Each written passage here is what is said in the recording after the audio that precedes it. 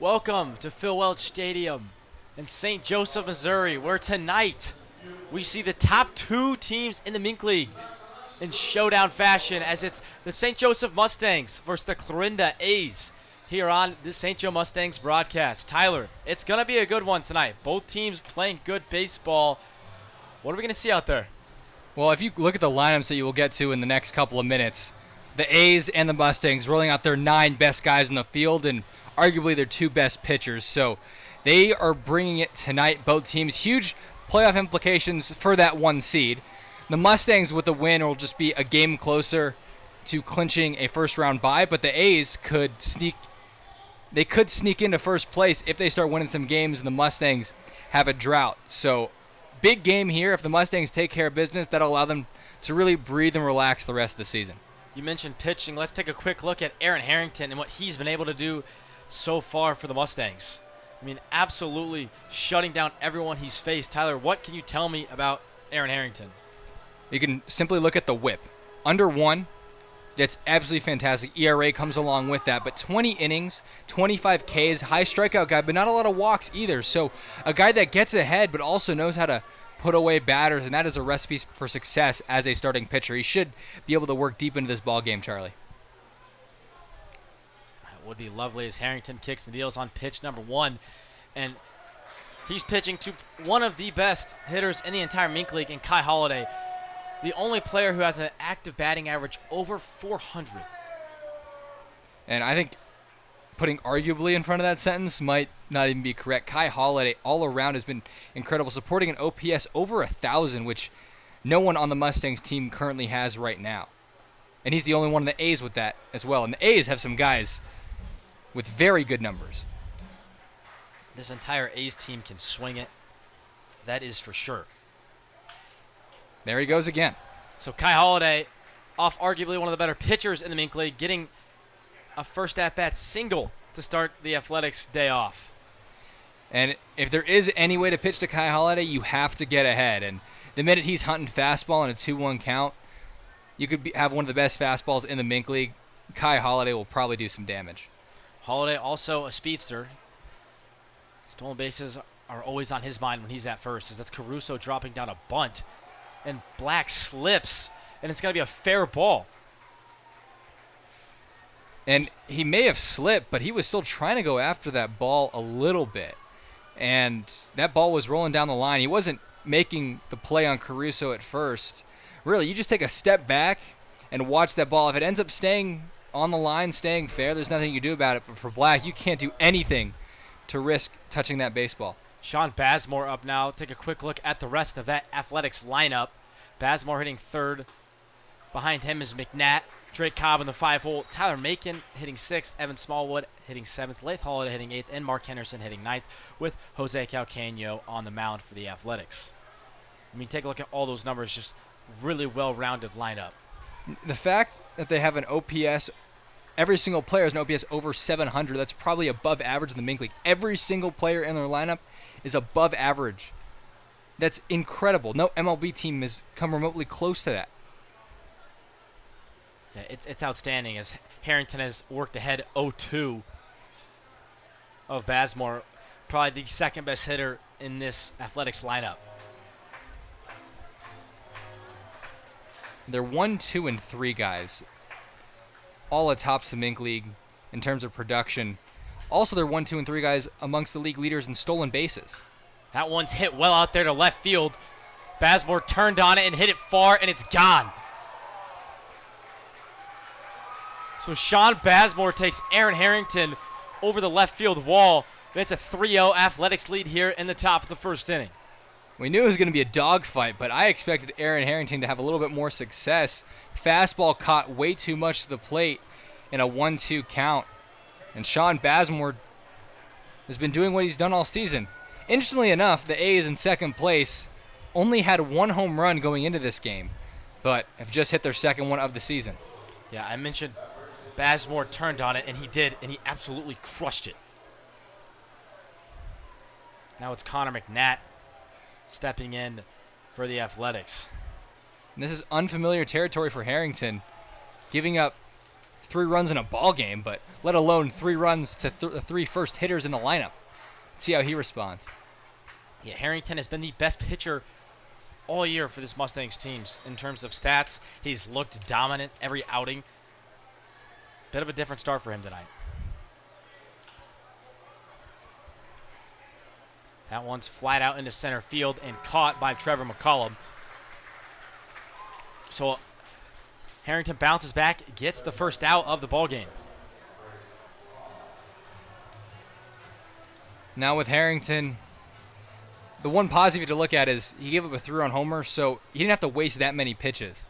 If he can settle into this ball game, maybe work into the 5th or 6th inning, that's the best thing he can do for his team right now. He gave up the 3 runs, but it's in the past. It happened. Now, try to make this a game for your team. They have a great offense, and let's see what they can do. Harrington coming into tonight has thrown 20 innings and given up 2 runs. So with one swing of a bat from Bazemore, he has given up more runs than he had all year previously.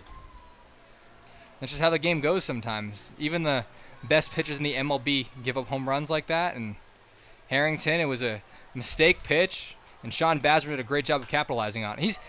That's going to be a fly out to center field, but he's missed that fastball multiple times now. Even the fly out before just caught way too much to the plate, and he's going to have to work on that as this game progresses. In steps Tyler Macon, hitting around that 300 mark. Macon's had a lot of success. He plays infield and outfield for this athletics team. Also a huge speedster. Another bunt. He's trying to show off his speed there, and it's a perfect one. There's just no play. Tyler Macon digs out the infield single on the bunt. So 2 bunt singles for this athletics team in just the first inning. At what point do you bring Black in? 2 outs, it's a tough one because Tyler Macon's still a good hitter in his own right. And there's really no one in the Clarinda A's team that is just a speedster. The guys that can't bunt and can move around the bases are also guys that can swing it a bit. Yeah, I mean, Macon hitting 300, and I can promise you that's not all off bunt singles. Now it's Evan Smallwood, the second baseman tonight for the Athletics, as Harrington picks over, and the throw gets away from Mose, and that could spell trouble for the Mustangs. Macon stops at second base. The one positive you get to look at there, though, is now Harrington, who is a lefty, doesn't have to look at the guy who's one of the tops in terms of stolen bases in the Mink League. He can focus on getting the batter at hand.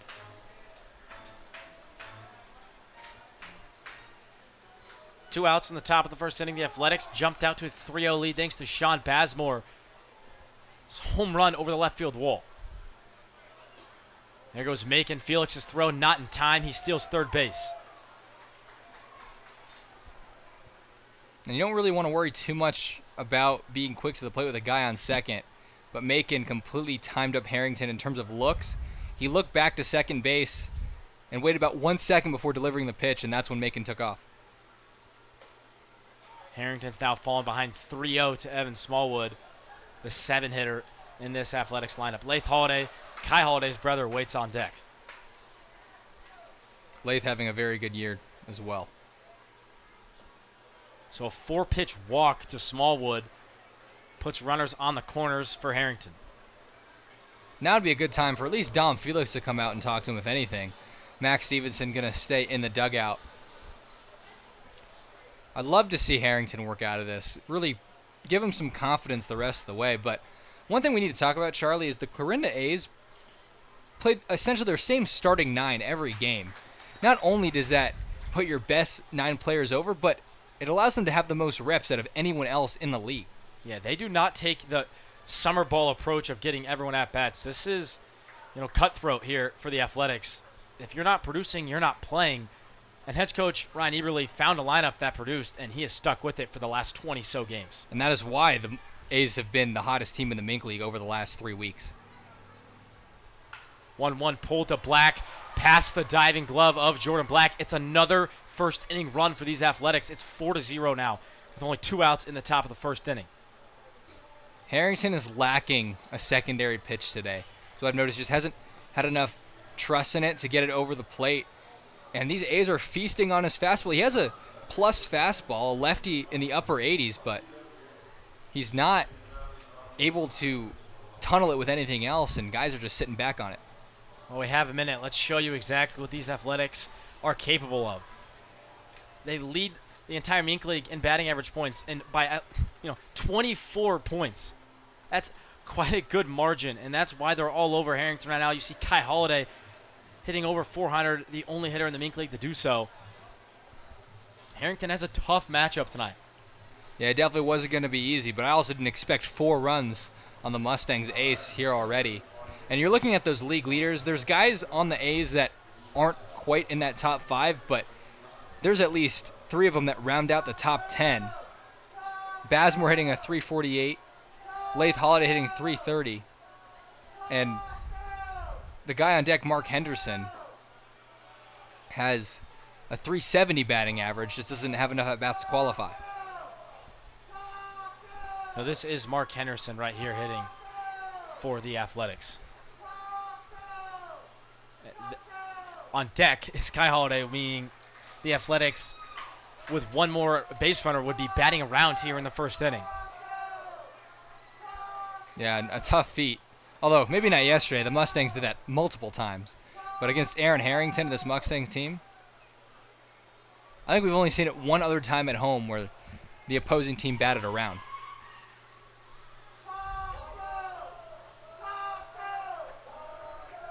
Harrington's got ahead of Henderson 1-2 right here. He just needs one more strike to get out of this, giving up only 4.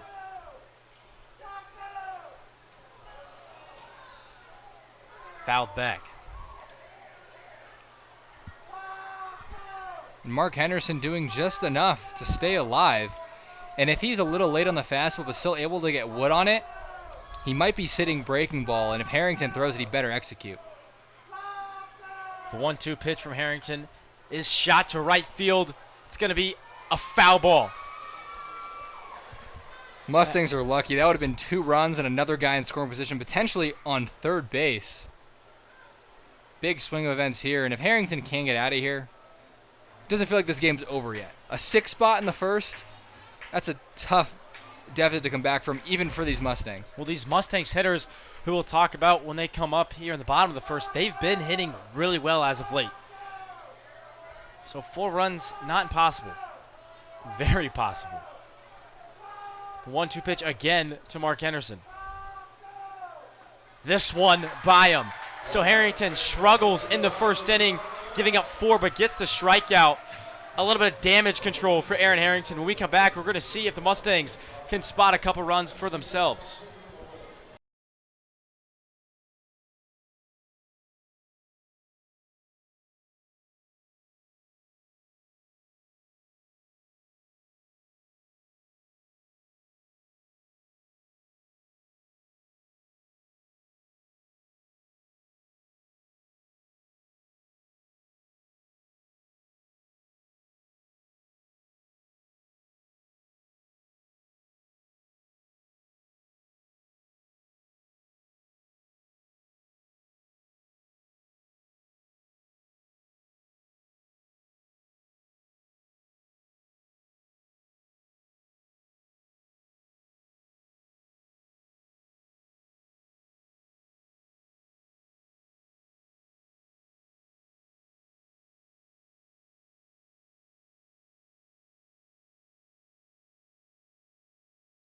Welcome back to Phil Welch Stadium.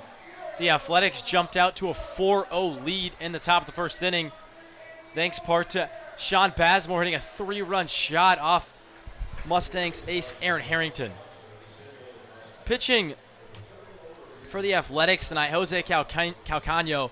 Calcano, brother of Mudcats, infield outfield utility Rafael Calcano, but he's having a good year himself. Tyler, what can you tell me about Jose? Well, on the opposite end of the spectrum as Aaron Harrington, Jose Calcano attacks guys, doesn't have a high strikeout rate, but keeps the hits low, walk rate pretty low. So not afraid to challenge hitters and let them put the ball in play. And when the hitters do put the ball in play, there's typically not a lot of damage. He's only given up 1 home run on this season.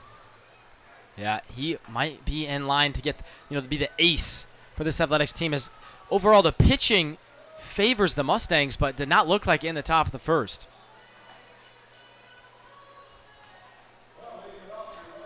As Noah Bodenhausen comes to the plate, we're going to take a look at the entire Mustangs lineup. Again, led off by Noah Bodenhausen. Darius Freeman hitting in the 2-spot. Carson Schrack hitting 3rd. Jeter Mose in the cleanup spot where he usually is. Mason Holton slides down to the 5-hole today. Dom Felix hitting 6th. Trevor McCollum playing center field hitting 7th. Jordan Black hitting 8th. Glick hitting 9th.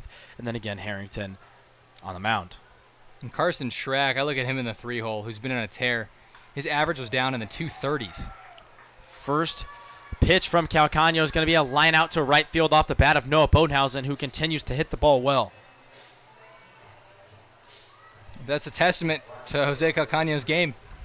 First pitch strike, ball's barreled, but it's an out. So not the start the Mustangs were looking for after giving up 4 runs in the top of the first inning. Tyler, yesterday we saw a perfect game from Sam Pitts. We saw a 17-0 victory. Everything was looking great, and now just 12 hours later, or 24 hours later, excuse me, the Mustangs are down 4-0 in what was looked at as maybe the biggest game of the year up to this point.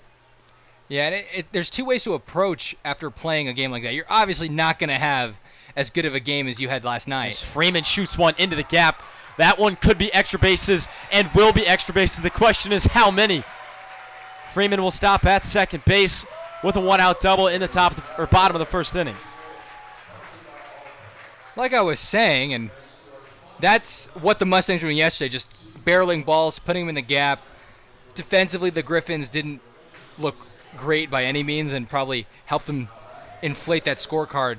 But when you have a game like that, there's 2 ways to go. Either ride the high and say, wow, we just dominated, let's keep rolling.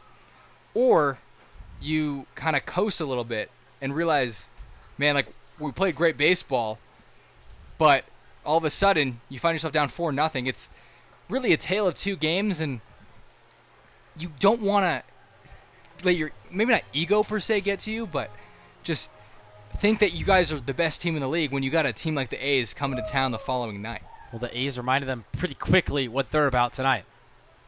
Schrack stepping in now. Might be the hottest hitter in the Mink League right now, Tyler. Had 3 hits yesterday, 2 hits the game before that, 3 hits the game before that. I mean, he is putting, multi-hit games back to back to back.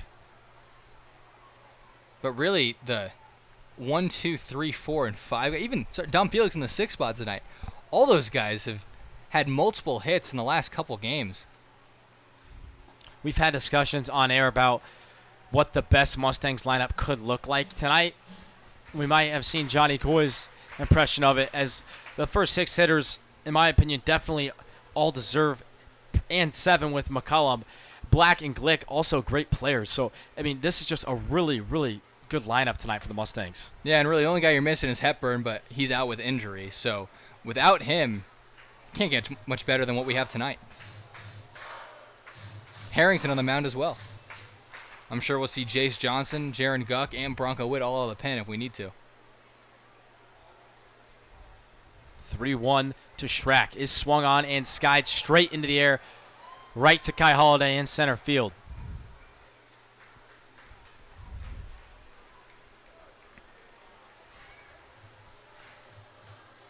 I'm curious to see how the Mustangs' bats will be, because they looked fantastic yesterday, but also were playing a team with significantly worse pitching and defense.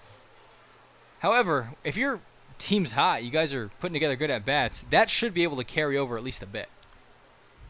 This is a big at-bat for Jeter Mose right here, trying to get 1 run back, and he's going to shoot it to the right side of the infield. It's going to be an awkward play as the fielders are all out of position, but a good job from Calcano to get over the first base, make the play. So the Mustangs get 0 despite a double from Darius Freeman as they trail 4-0 going to the second inning.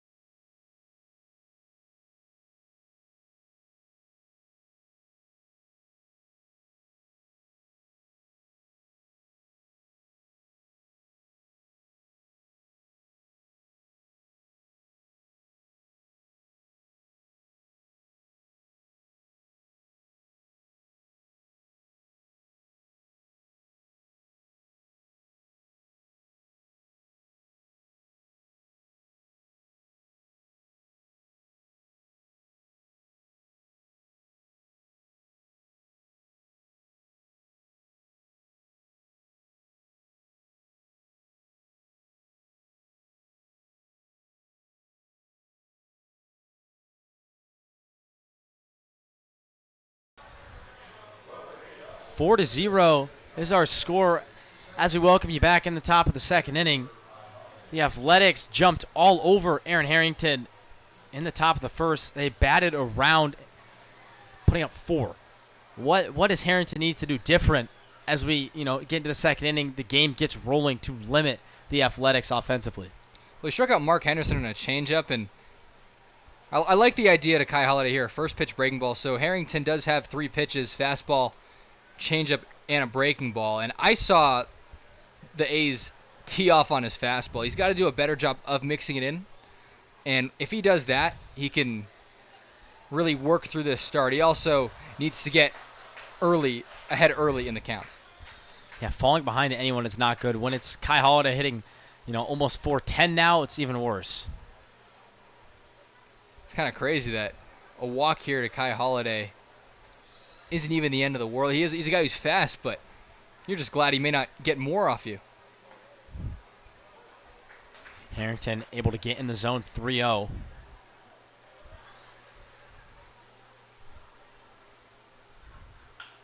Holiday hits one sharply to center field, but it's right at McCullum. So despite falling behind 3-0 to the best hitter or highest average in the Mink League, Harrington still gets the out.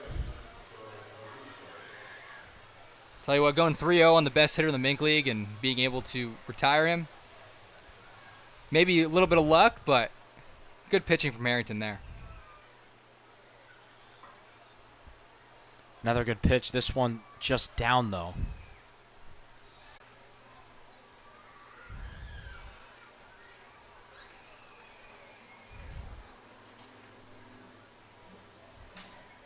This is Joey Caruso batting now for the Athletics, as Harrington finds strike 1 of the at-bat. A lot of fastballs. Sorry, seriously, a lot of fastballs. I would say a lot of lefties for the... Not a lot of lefties for the A's. I don't know if that's a testament, just their starting lineup, their best 9, or because they're facing Harrington. Caruso fouls it back. Caruso just finished his freshman year at the University of Alabama, Huntsville, where he only had 8 at-bats, but hit 500 in those 8 at-bats. So made the most of his opportunities as a freshman in college. That swing got just a piece of the ball. Harrington can't believe it. We saw Caruso, I believe it was either Landon Reef last time the Mustangs faced the A's, and he had an abysmal day despite his team putting up a lot more runs, struggling that lefty-lefty curveball. And Caruso skies that one to right field, and it's caught. So 2 quick outs. Harrington looking a lot better here in the second than he did in the first. You still got to do a better job of getting ahead in the count, but at least he's not missing balls over the meat of the plate. So in steps Bazemore, who took Harrington deep last at-bat. Harrington opts with some first pitch off speed this time. Yeah, first pitch changeup, and that kind of sets up the at-bat to go anywhere here. Harrington, a guy who likes to work quick when he can. This one's going to be a tough play for Holton. Going to have to go quick. Beautifully done by Mason Holton in time to get Sean Bazemore at first. So a 1-2-3 inning for Aaron Harrington. Back on track, trying to get these Mustangs back in the game as they still trail at 4-0.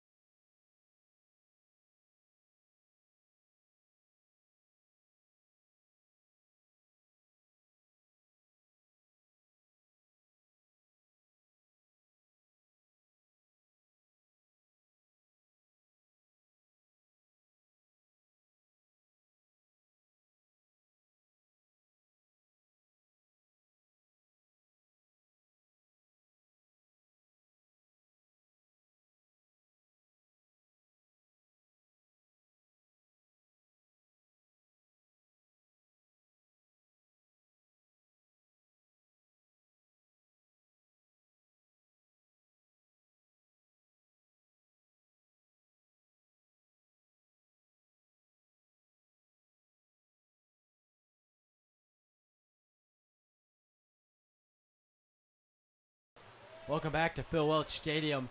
Mason Holton, the 5-hole for the Mustangs, leading things off. First pitch swinging. This one should get out of play, thankfully, or it would have been back-to-back innings with first pitch outs for the Mustangs. That would have been pretty deflating for an offense. Not only a first pitch out, but a pop-up. Modenhausen hit a shot to right field his first time up when he led off the game for the Mustangs, and at least hit it hard. That can spark some confidence in your boys, but a pop-up, not so much. Mason Holton, another one of these Mustangs hitters who has been coming alive as of late.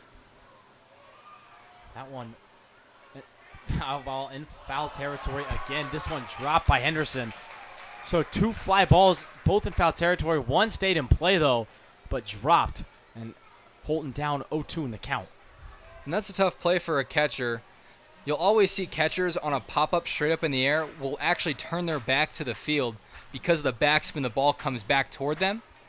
But when you have to run out and make a play like that, you can't. You don't have the option. So Mark Henderson slid, and that ball kind of came back on him, and that's why he couldn't reel that one in. Holton hits that one into the gap. Kai Holiday on the run, making a great play. A great jump from Kai Holiday makes that one look easier than it should have been for the first out of this inning. And Holton just caught that one off the hands, just a tad. He gets a little bit more barrel out there. That ball's probably 20 feet to the left, and he's standing on second with an easy double.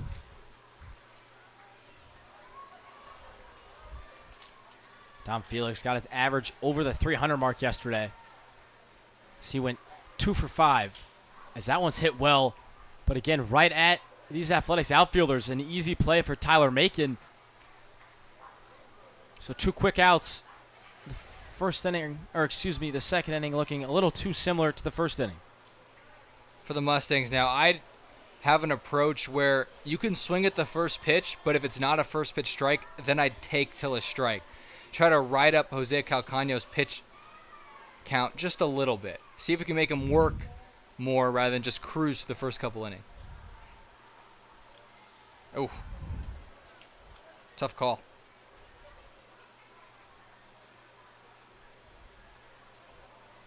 Yeah, an interesting strike call from the umpires. That one appeared to be in off the plate. Count evens up 1-1. McCullum not in the lineup last night, but tonight for one of the bigger games of the entire year, McCullum back in center field. That one's grounded softly to third base. Tough play for Caruso, but in time. So another quick inning for Calcaño, and these Mustang bats off to a slow start tonight. They trail it 4-0 as we go to inning number 3.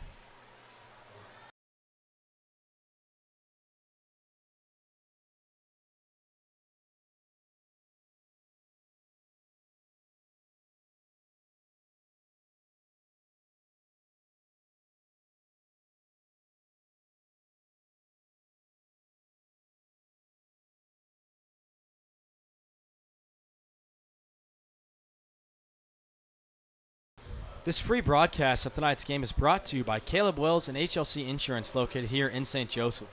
HLC Insurance specializes in helping individuals, families, seniors, and small businesses with all things health coverage, including dental, vision, prescription drug coverage, and life insurance. To schedule a free consultation, call 816-273-4216. Again, that's 816-273-4216. Or visit hlcinsurance.com today.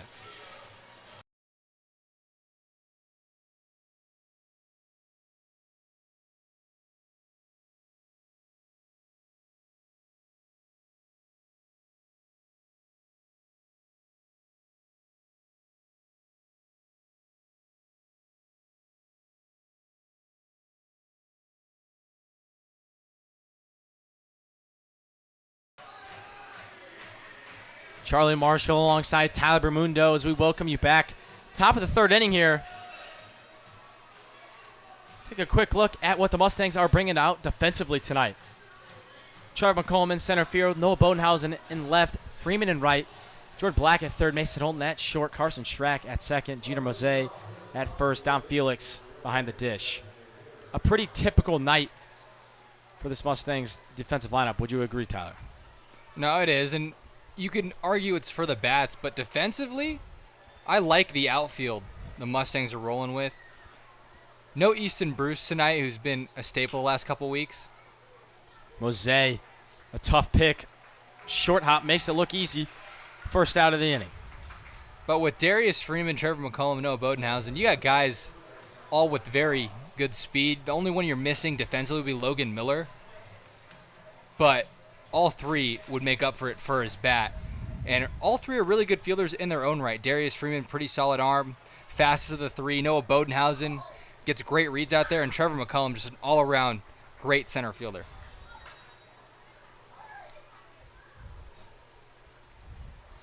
Stepping in now is Drake Cobb. He grounds that one to Black, who again can't make the diving play. So these balls just out of Jordan Black's reach over there at third base. Not a knock on Black. He's so close. And those are the plays in baseball that you can't afford when you're playing a team like the Clarinda A's, one of the hottest teams. You need stuff like that to go your way. Drake Cobb kind of rolled over that one, probably no more than 75 off the bat. And when that finds a hole, that's really deflating. Tyler Macon up, and another base knock to left field. I have wrote down S7 on my scorecard 4 times, and we're in the third inning.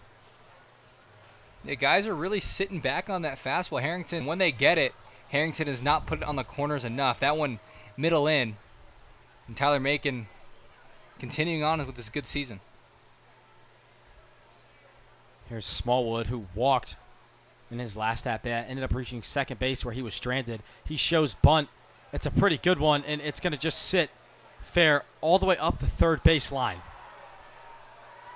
What a bunt from Evan Smallwood. And the bases are now loaded with one out here in the third inning. And that's the play that we were looking to have back in the first inning when there was a bunt. Jordan Black accidentally touched the ball. But if that's what would have happened, then that's just bad luck. Did the right thing, trying to see if it would go foul. We weren't going to make the play on him anyway.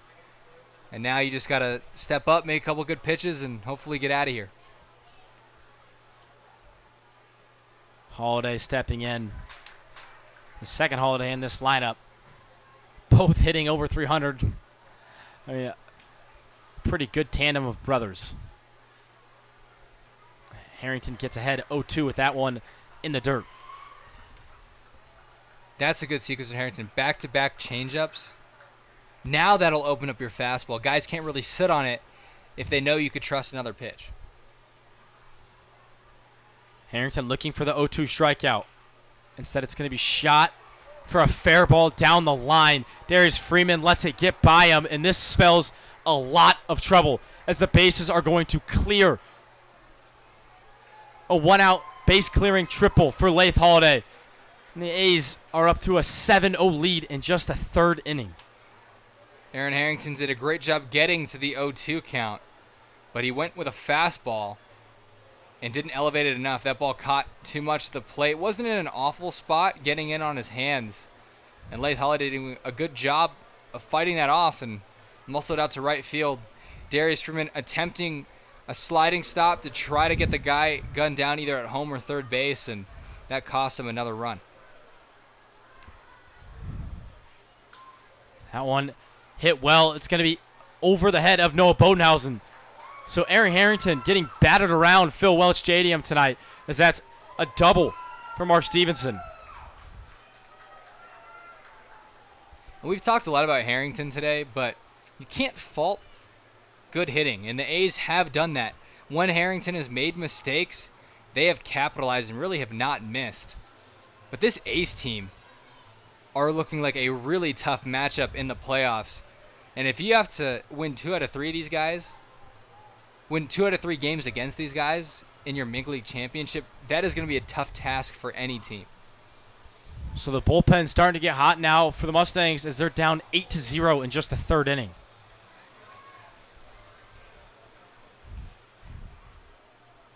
We're back up to Kai Holiday. Something to think about the last 2 times these teams have faced off against each other, neither game has been close. If I take you back to 2 games ago, it was the Mustangs at Clarinda where they won 17-1 over this Athletics team. And then last time here at Phil Welch, the Athletics with an 11-3 victory over the Mustangs. And now they're up 8-0. Tyler, is there any reason for these lopsided matchups between 2 teams who against everyone else appear to be so much better, but when they play each other, it's not much of a ball game? All I can think about is the mentality coming into it, and the Mustangs rolled the Nevada Griffins last night. Holton with an easy play gets the second out of the inning. That's Kai Holiday grounding out to Mason Holton. As I was saying, is the Mustangs coming into this game absolutely rolled the Griffins. Maybe came in a little too relaxed. And the A's lost to the Renegades last night in a close game 3-2. And they want vengeance. Yeah, the Athletics coming in upset. Caruso swings through the first one. Caruso with some good stats on the year, but when he comes in versus these lefties, he does not look comfortable. Now, if I'm Harrington, I'm not throwing him anything else but a breaking ball. He struck out 3 times last time around. The Mustangs ruled out a couple lefties. I know he faced Franca and I believe Landon Reith, and just looked awful. Last night, Caruso versus the Renegades, 2 for 4 with a run scored, so he had himself a good game. That pitch catches the outside corner. 1-2. Harrington 1 pitch away from ending the 3rd inning.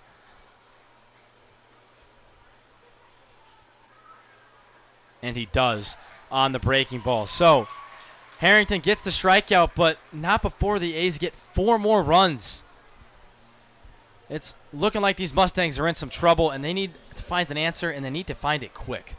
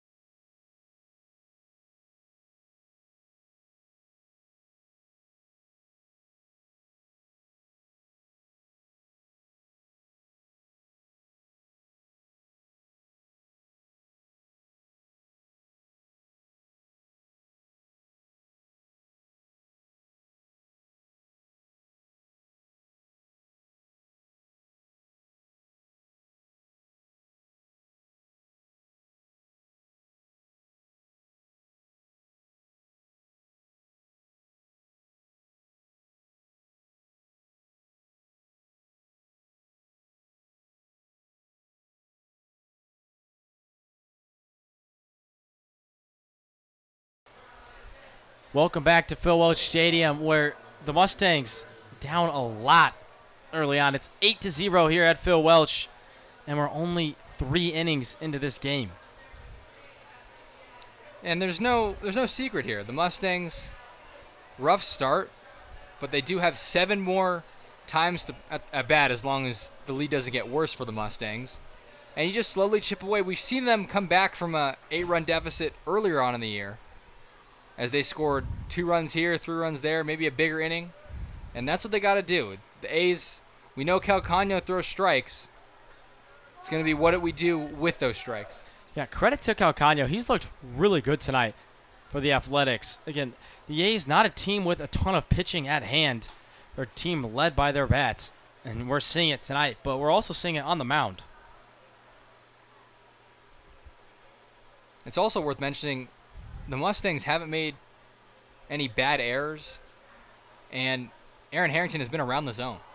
That one shot up into the air. Bazemore is going to camp under at shortstop, so Jordan Black with the fly out to Bazemore. Now, sometimes I would say a perfect example is last night. Nevada just did not bring their A game. The Mustangs, maybe not the best approach hitting-wise, but as a team, it doesn't feel like they're playing as bad as the scorebook would say. It's just Clarinda is absolutely tearing the cover off the ball.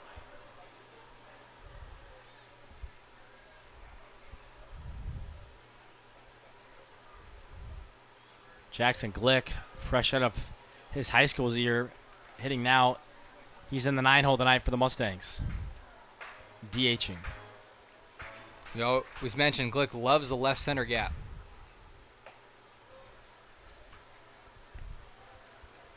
Glick going to Pima Community College in Arizona next year. Or I guess in just a couple months now. School's starting soon, Charlie, which I think is crazy to believe. It's crazy to think about as Glick takes strike 2. I mean, Charlie, we've done how many games already? 15? Yeah, 16? a good amount of games. Time flies when you're having fun, I guess.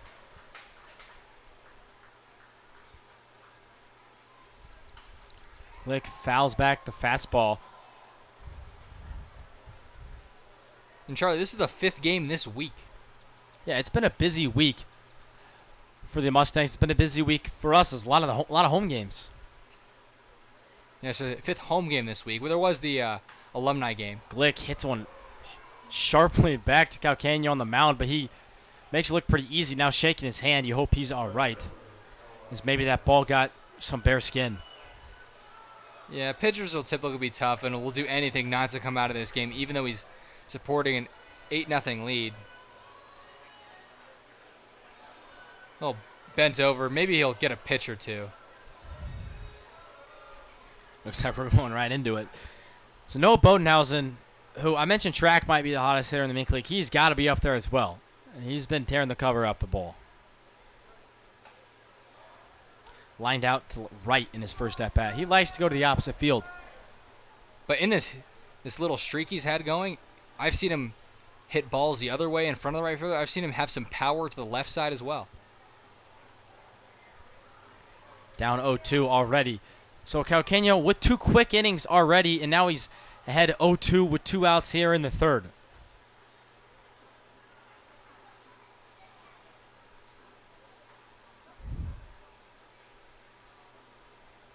The 0-2 pitch misses just outside.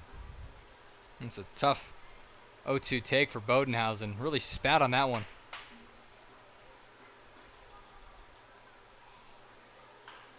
Bodenhausen with a sharp line drive into right field.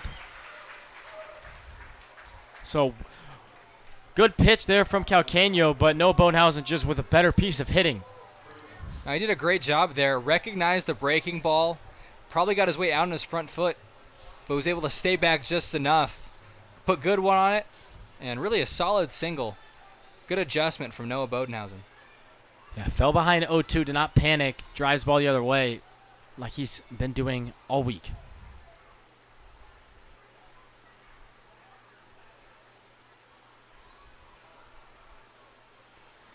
Does picking off to first when you're up 8-0 with 2 outs, does that bother you at all if you were a coach? For which coach? For like almost unnecessary if you're Coach Eberle for the Athletics. Like focus on the batter. Just maybe not bother you, but just kind of unnecessary. I think it depends. 3rd inning, possibly. If it's in the 7th or 8th inning, definitely. Okay. Like, there's still a lot of ball game left, and it is an 8-0 lead. But if you're picking off in the 7th, 8th inning, that one gonna take an unfortunate bounce off the mound for the Mustangs as it was headed to center field until it hit that mound and shot right to Smallwood at second base. So Freeman grounds out to end the inning. Calcaño, strong work through 3 as the A's stay in front 8-0.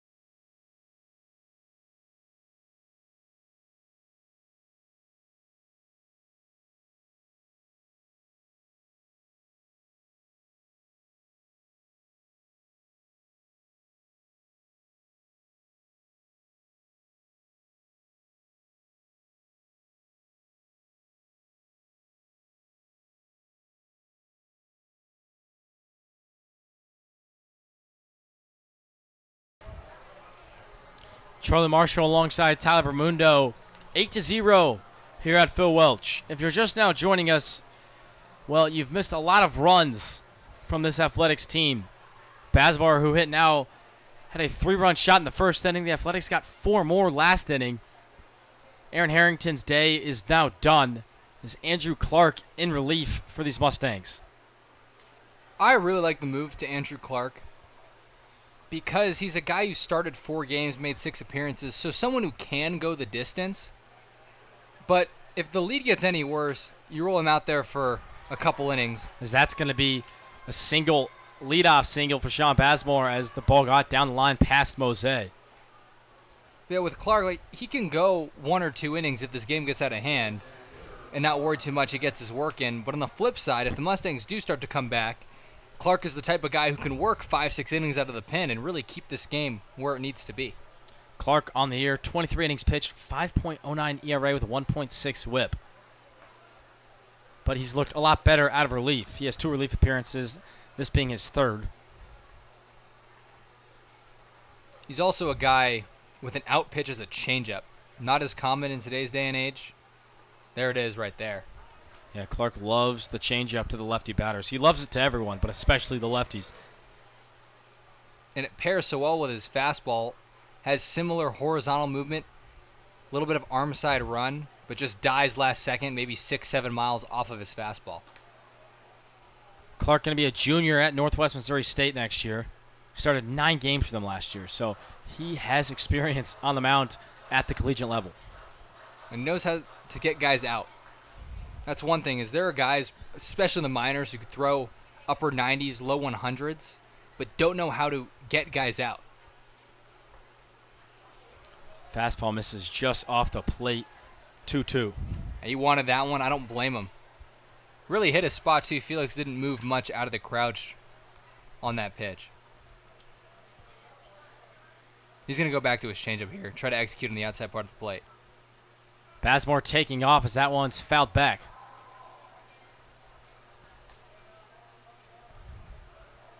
With Bazemore running, Charlie, we should take a look at the stolen base leaders, as he's amongst the top, as well as a lot of other Clarinda A's guys.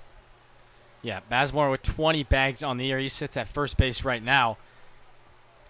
But the top 2 are all, athletic players as McCullum battles his son to make an impressive play in center field. But yeah, this Athletics team likes to run. And most of the year, the Mustangs have led this category, but a recent surge of stolen bases for the Athletics, and they've taken it. It also helps when your average is above 300, so you're getting on base, and you are able to have the chance to steal more bases, and they do. And the number to beat is 176, set by the Clarinda A's last season. And there goes Bazemore. Felix drops the ball in the exchange, so another stolen base for Sean Bazemore. For the Mustangs, you kind of let them run now. Just try to get outs and chip away.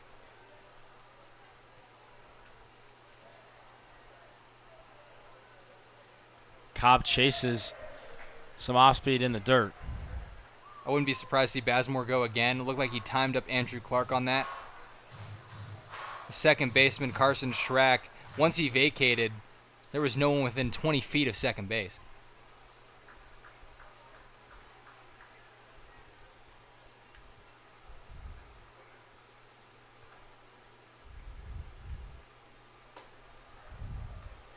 That one missed way up. Felix had to jump out of his squat to prevent the pass or the wild pitch. And I wonder if he got crossed up there just because Felix reacted that so late. He was expecting a high fastball when he threw it that high. It would have looked a little smoother. Well, the runners on second base, there's no pitch com here in the Mink League, so signs can be lost in translation, especially with the sun. Sun now pretty far back, so shouldn't be bothering the view as Clark gets the bender for strike 3. Now, great pitch, good execution after the high fastball. And Clark looking a second time back at second base. Bazemore timed him up really well with his one look, but because of that second look, Carson Schrack didn't vacate as soon, and Bazemore couldn't take third.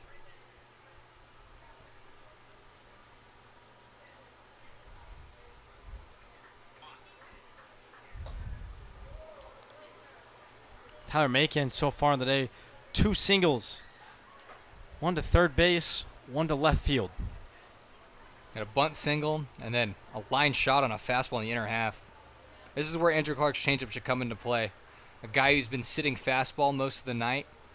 See if you can get him to roll one over to your third baseman, Jordan Black, right here. That one's popped up to Mose at first base. Should be the third out of the inning, and it is. So despite the leadoff base hit, Andrew Clark works out of it for a clean inning. Mustangs still trail it, though, and they're going to need some runs as we go to the bottom of the 4th inning.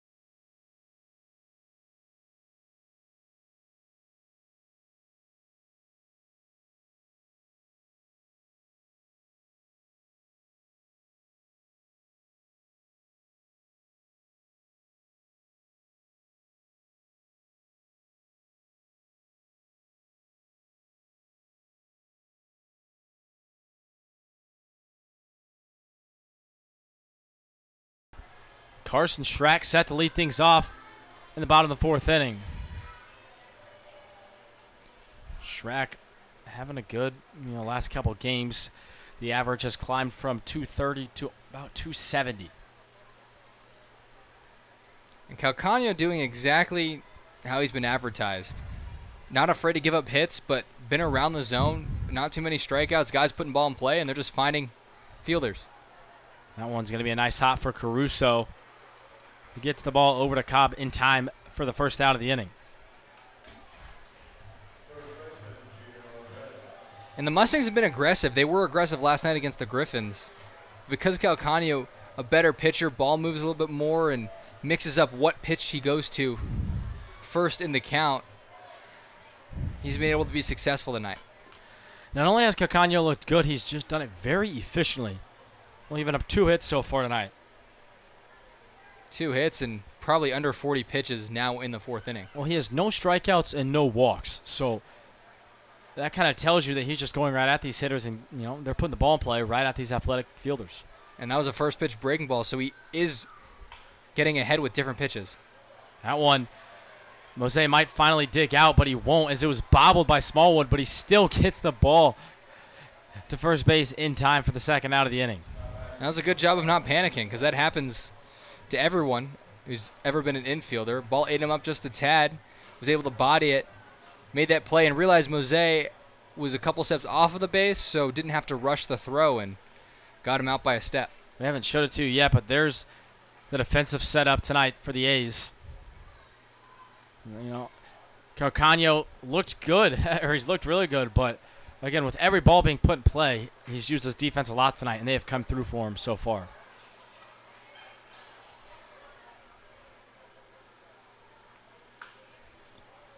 That one grounded foul by Mason Holden. And we'll see how long they'll let Calcano ride. Because if they're operating this like an actual college team, they're running the same 9 guys out there, Calcano is on pace to go the distance in this game.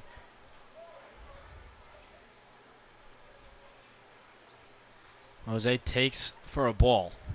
At the same time, when you're a pitcher that doesn't get the strikeout, guys get to see you a lot. And maybe that 3rd time through the order, they'll start to have much more success.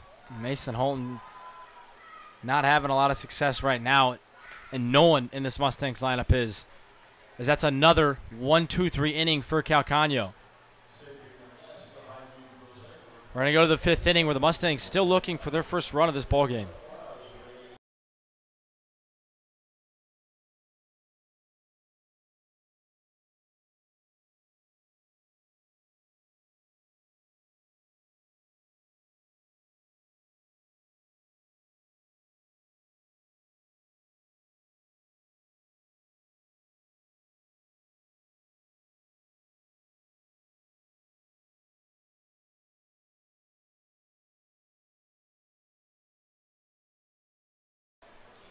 This free broadcast of tonight's game is brought to you by Caleb Wells and HLC Insurance located here in St. Joseph. HLC Insurance specializes in helping individuals, families, seniors, and small businesses with all things health coverage. This includes dental vision, prescription drug coverage, and life insurance. To schedule a free consultation, call 816-273-4216 or visit hlcinsurance.com today.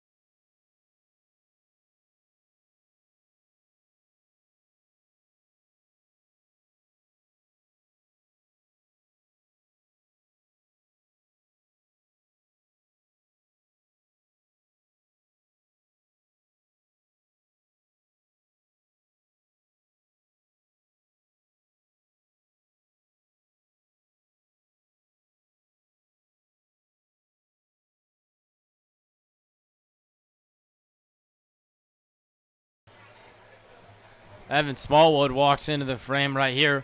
He's leading things off for the Athletics in the top of the fifth inning. Has not been a great game tonight for the Mustangs, Tyler, at least up to this point. Yeah, and again, I don't think it's the Mustangs playing that bad. The A's have just looked so good. Hitting, taking advantage of mistake pitches, pitching-wise, no free passes, and the Mustangs really haven't put it together at the plate. And they got to Aaron Harrington, which is not something we've said all year. Yeah, Harrington coming in tonight had given up 2 runs all year. He had an ERA under 1. And every stat of his was, looked flawless. Not so much anymore after tonight's outing. The ERA under 1, a whip under 1 as well. Happens. Those are going to happen every year you play baseball. You're not going to be a perfect. And when you're going against the best team besides, the second best team in the Mink League, standing-wise, you miss a couple pitches. That's kind of how, that's the way the world works. And the A's play their same starting 9 really the last 3 weeks. So there might be a bigger gap between your starters and your bench guys in terms of talent and reps, but those starting 9 guys are just going to keep getting better, better, and better.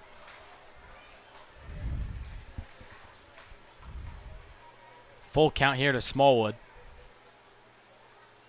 5'11", 195-pound freshman takes the walk.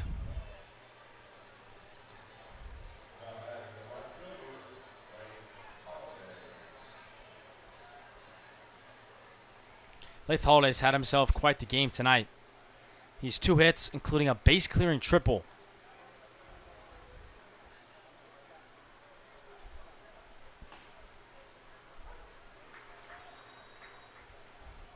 Lath Holiday, the younger of the 2 brothers, he's 5'6", 160. He's a freshman at Northeastern Mississippi Community College.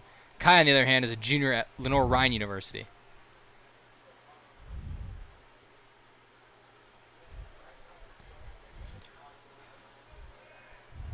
Holiday, in his freshman year of college, had an on-base percentage just under 500.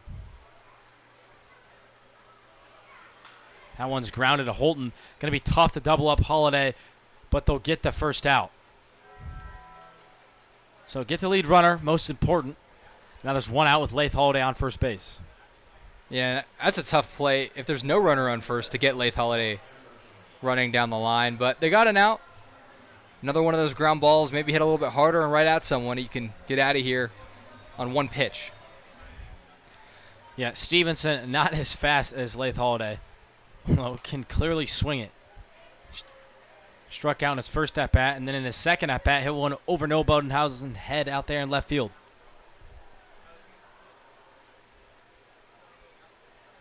Kai Holiday has 28 stolen bags on the year for the Mink League. Lath Holiday, not nearly as fast. He has 12, which is not bad numbers, but in terms of Clarinda A's, that's pretty middle of the pack because that team steals whenever they get the chance.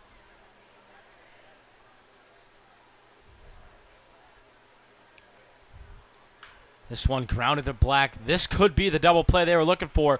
5-4-3, and it is. So Clark looking good in relief tonight, as that's another quick inning for Andrew Clark. The Mustangs still trail at 8-0, though, and they need some offense.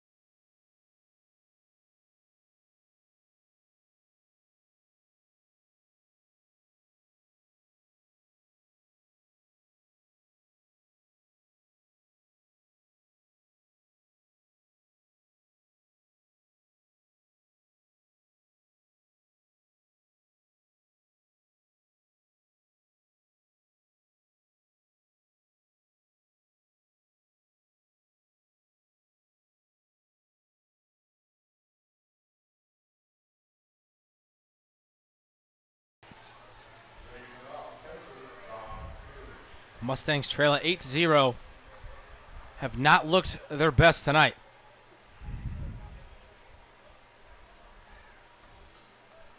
Don Felix leading things off.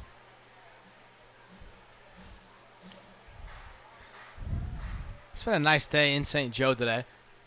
Right now the weather sits about 80 degrees, a little cloudy as that one shot hard into the gap. It's going to be a leadoff single for Don Felix.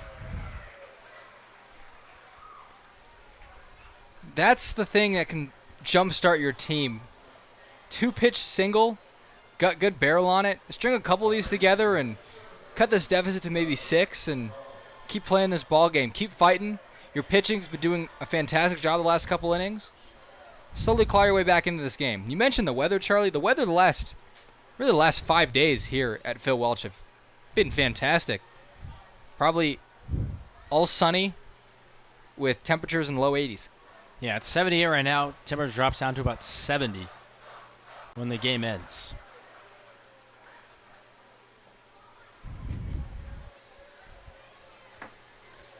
Trevor McCullum, his first at-bat, grounded out to Caruso at third base.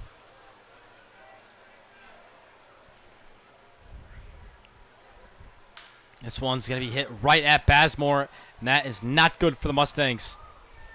A 6-4-3 double play. So just as quickly as Dom Felix got on first, he's off of first. As that's a double play for Trevor McCullum and the Mustangs. Pitcher Jose Calcano not getting deterred. He gives up a leadoff single. A really well-hit ball by Dom Felix, but after getting behind 2-0, goes straight after McCullum. Throws a little breaking ball, or excuse me, a changeup on 2-0. Confident with that pitch, and McCullum beat into the ground.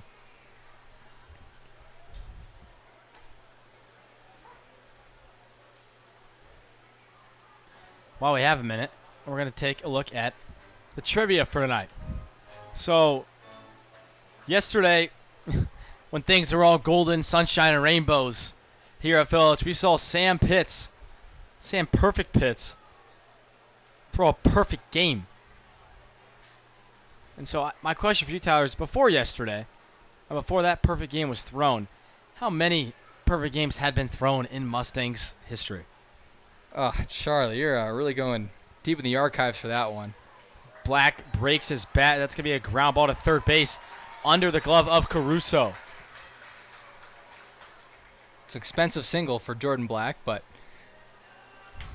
that's kind of what we need right now. But going back to your question, Charlie, that's a shot in the dark. I think 3's too many. There's no way there have been 3 perfect games in Mustangs history.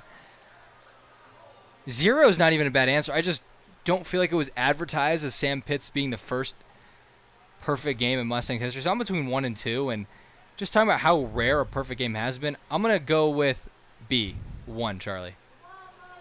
Well, I have some bad news for you, Tyler.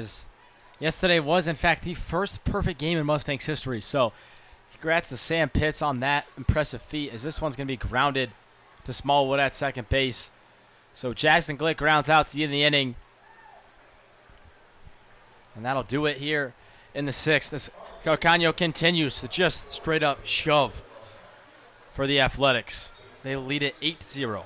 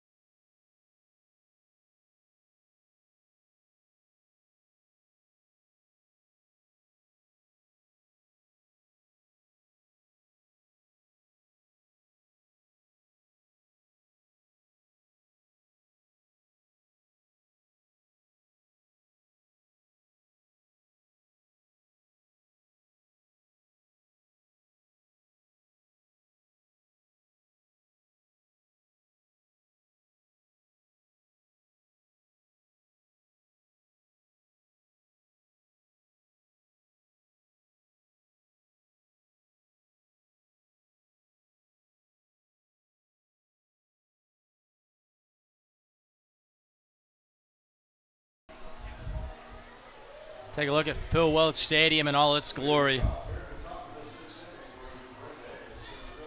We're back to the top of the order in the 6th as Andrew Clark back out for his 3rd inning of work. So far for him, 2 scoreless frames. Hasn't really had much trouble. Yeah, Clark been around the zone. Really, Harrington was around the zone too, but Clarinda is not able to figure him out as easily as Harrington. And I think it's because of the threat of his nasty changeup. He can throw it at any count. Harrington has had success this year because of that fastball. And he went out there and led with it tonight, and the A's are ready for it. Whereas Clark, relies more on his off speed, that changeup. He has a good breaking ball. a much different pitcher, and this appears to be the kind of pitching that the Athletics don't like as much. And it's really hard to hit a guy who has a primary changeup. He can throw it in any count, and it looks so much like the fastball. That's what I find when a guy has a nasty curveball. It gets you on the swing, but sometimes it breaks so much where you could see it so early. A changeup always gave me fits because I wasn't able to recognize it, and by the time I did, that ball was 5 feet in front of the plate. Yeah, the whole aspect of the changeup is to appear as the fastball out of the hand and then come in, about 8-9 miles an hour slower.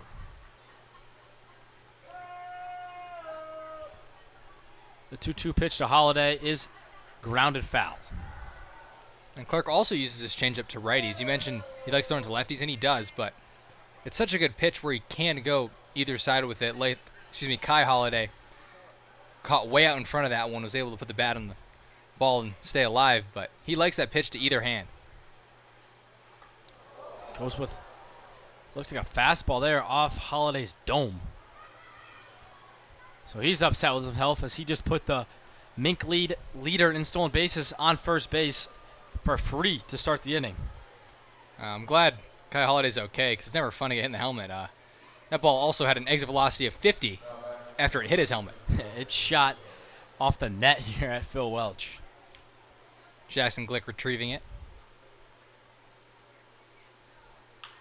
That one hit right to Schrack at second. A weird hop, but they get the out at first base. Holiday moves up to second, though. Schrack did a good job of staying with that.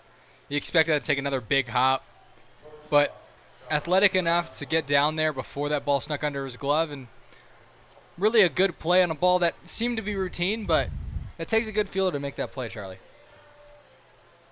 That ball looked, it was a much harder play than it was as Sean Bazemore steps in, and he's having himself a pretty darn good game.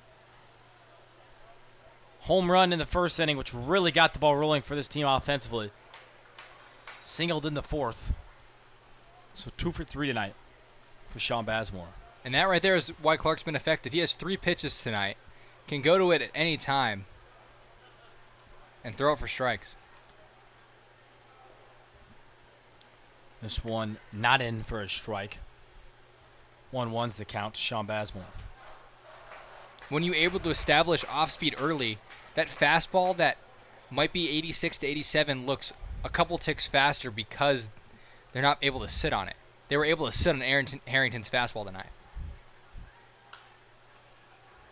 Pulled foul. Success, nothing new to Sean Bazemore.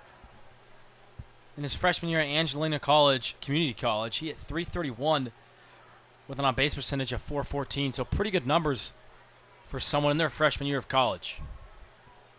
Yeah, the JUCO level, too. You're playing with guys 1 to 2 years older than you, maybe even more, guys who've been held back, COVID, that's still affecting it.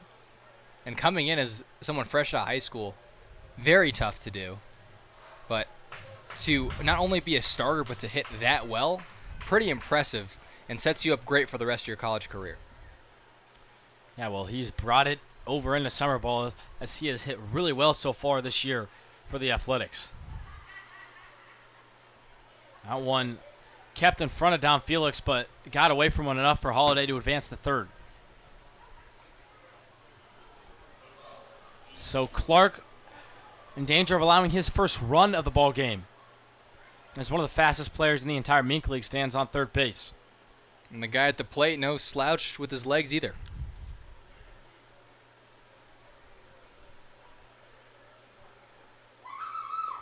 He gets Bazemore swinging. So a big strikeout there as the league leader in RBIs goes down swinging with the runner on third base.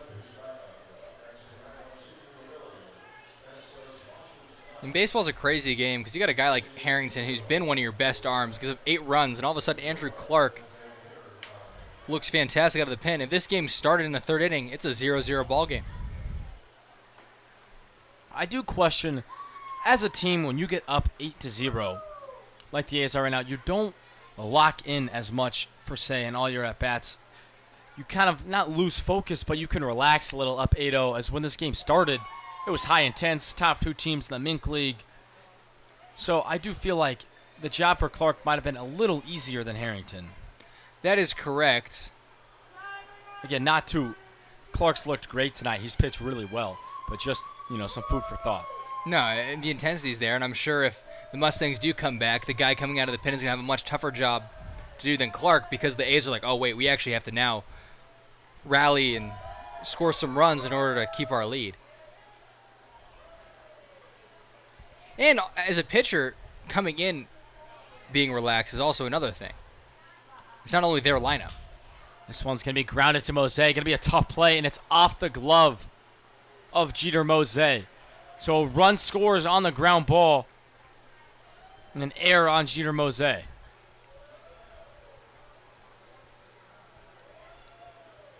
is the first time all year we've seen the Mustangs just get dominated.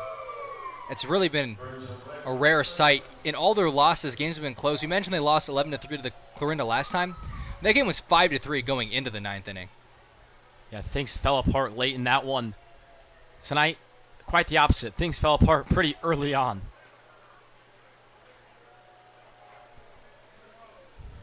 As before they even had one out, they were down 3-0.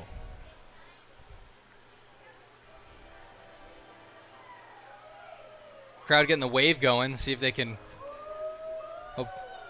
change some momentum here tonight. On a Sunday night, not a huge crowd here at Phil Welch. And what was already a smaller crowd than usual appears to be smaller now as the A's lead it 9-0 in the sixth inning. Some fans decided to head home early. The Mustangs have yet to get mercied all season.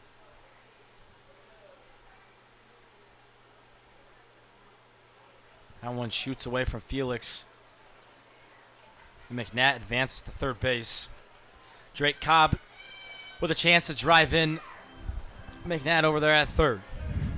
I'll have to do some digging, but I have a strong suspicion the Mustangs might be the only team that have not gotten mercy yet this season. I know Warren County, we mercied them. The Griffins got mercied yesterday.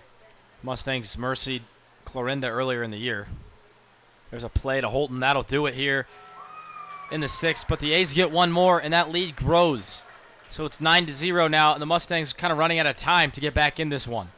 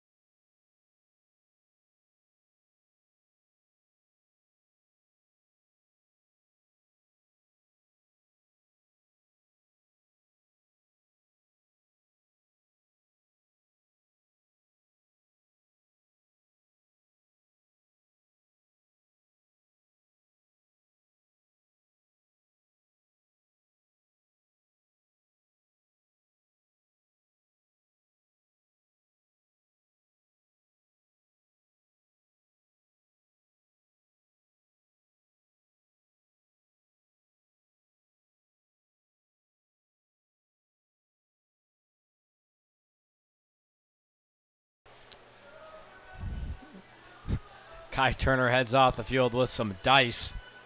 One of the many, in-between inning activities here at Phil Welch. So, Charlie, the Mustangs are one of two teams in the Mink League to not get mercied, but the other team definitely surprised me. It's Chillicothe. They have played the full length of every game so far this season. Leadoff single for Bodenhausen. So he, despite the shutout here for the Mustangs, continues to stay hot. His second hit of the ball game. Second hit, and all of them have been solid contact. In the first inning, he lined one out to right field and got really good wood on it.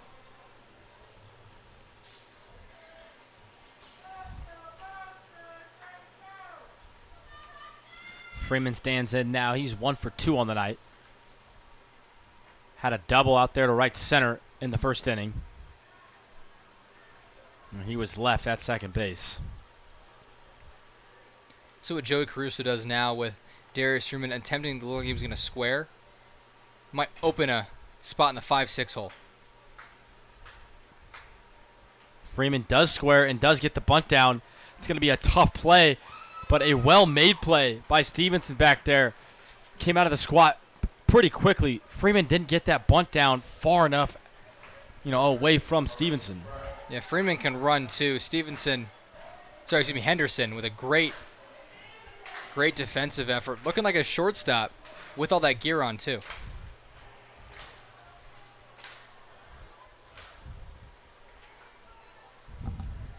Schrack with an opportunity right here to drive in the first run of the ball game all night long for the Mustangs. I mean, the Mustangs have given up a lot of runs in games before, and the Mustangs have been held scoreless through 5 before, but never in the same game like this.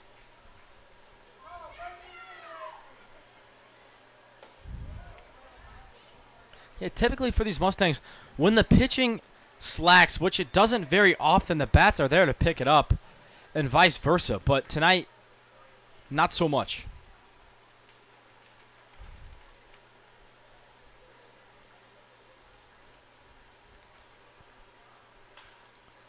This one hit well to center field, but too high, and that's going to be an easy play for Kai Holiday.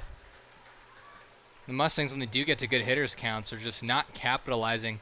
Really, a lot of balls hit in the air tonight and have not gotten the best wood on them. And in a score like this, now is not the time to be trying to get multiple runs with one swing. Now's the time to just keep the line moving, poke a couple singles out there, and chip your way back into this game.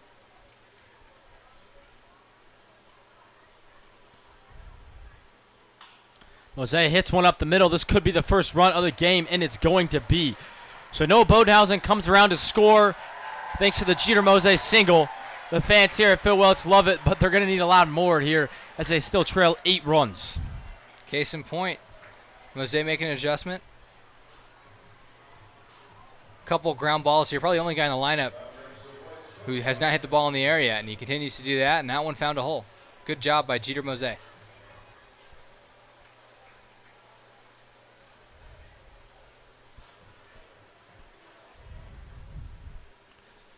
So, the first RBI of the night for anyone on this Mustangs team.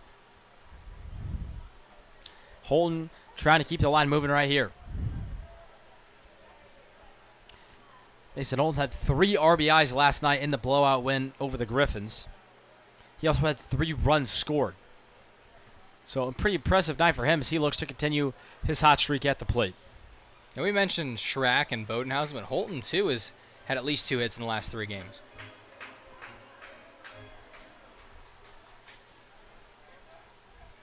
Holton, one of those rare players that can hit for some serious power, but also hits on bases. That one hit well out to left field over the head of Macon in left. It's going to be an RBI double if Mosey can get there. No, he's going to be held up smartly. Very, very smartly stopped by Johnny Coy as Mosey came trucking around third base. If you're the Mustangs now, you bring in Mason Holton this inning, that makes the game feel a little bit more manageable. 9-1 is a tall task to come back from in 3 innings, but 9-3, 6 runs with a little bit of momentum, it's definitely a possibility. This feels like a make-or-break situation for the Mustangs. If they want to oppose any threat the rest of this game, they need Dominic Felix to come through right here in a big way. Yeah, I would say if Calcano can work out of this, only giving up 1 run in total, that might be the dagger.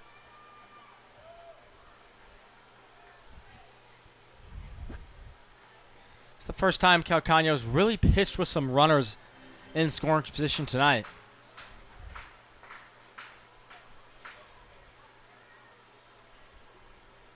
Felix, that one hit well out there to that left center gap, and it's also going to be over the head of Tyler Macon in left field. So a big swing from Dominic Felix as it's a 2 RBI double. Got the fastball he wanted, inner part of the plate, and didn't miss it. So the Mustangs, we mentioned earlier, Jose Calcaño, third time through the Mustangs order. And when you're a guy that throws a lot of strikes, doesn't have the best stuff, but really trust yourself to let your defense work and get ahead in counts, third time around the lineup, guys start to figure you out, and that looks to be what had happened here tonight. Take a look at the ERA leaders right now on the year for the Mustangs. It kind of shows what we thought we would see coming into tonight. Mustangs with the lowest ERA in the league, and it's not close. The Athletics, third lowest, but still a 4.81, nothing, too exciting. So just an interesting kind of situation. Maybe if we can get to that bullpen of this Athletics team, then the runs could really start flowing for the Mustangs. Yeah, and credit to Calcaño for going this long, but if you leave a guy out there who doesn't have the best stuff any longer, he's probably going to continue to get lit up. And for the Mustangs, that's what you're hoping. If this guy's going to be out there, keep letting it eat.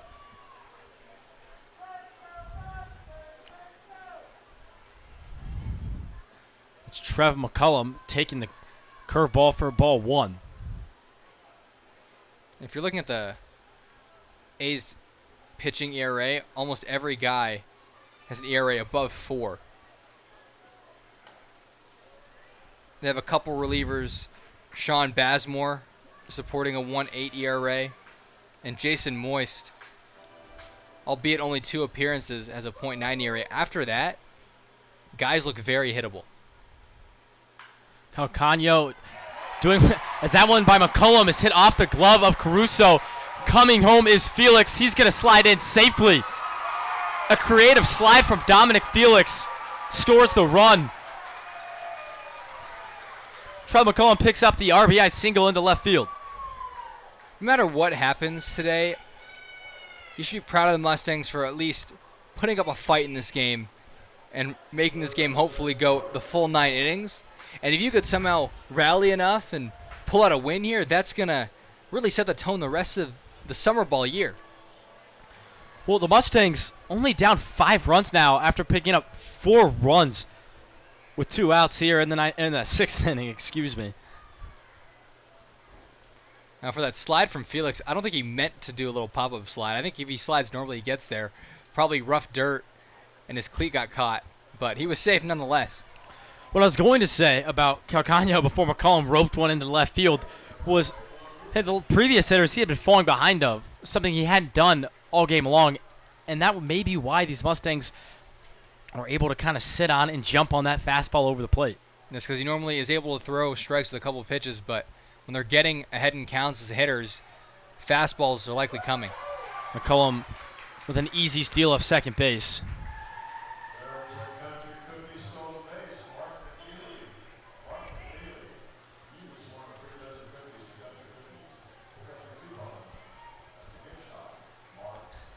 Not only do the Mustangs need a hit from Black here, but Jordan Black would love a hit from himself. A guy who's had such a good year at Johnson County, hitting over 340, 10 home runs.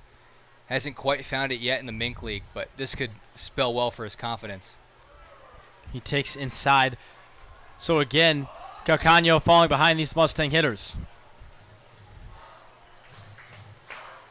Black, a guy with some serious pop, with one swing could make this game just a 3-run. Should be sitting dead red here, looking for a pitch on the inside part of the plate and drive it over Tyler Macon's head. He was thinking the same thing, but just a barrel dump for Jordan Black. Ends the inning here in the 6th, but don't go anywhere. The Mustangs get 4. We now have a bit of a ball game on our hands. Mustangs still trail it, though, 9-4.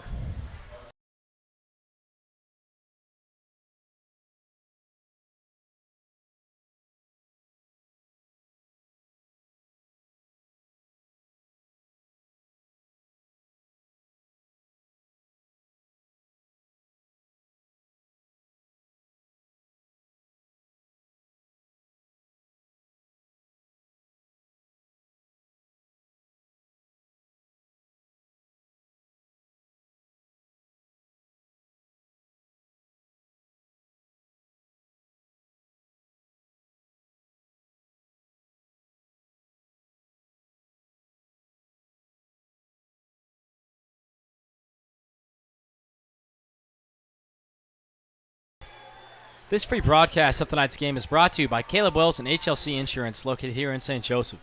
HLC Insurance specializes in helping individuals, families, seniors, and small businesses with all things health coverage, including dental, vision, prescription drug coverage, and life insurance.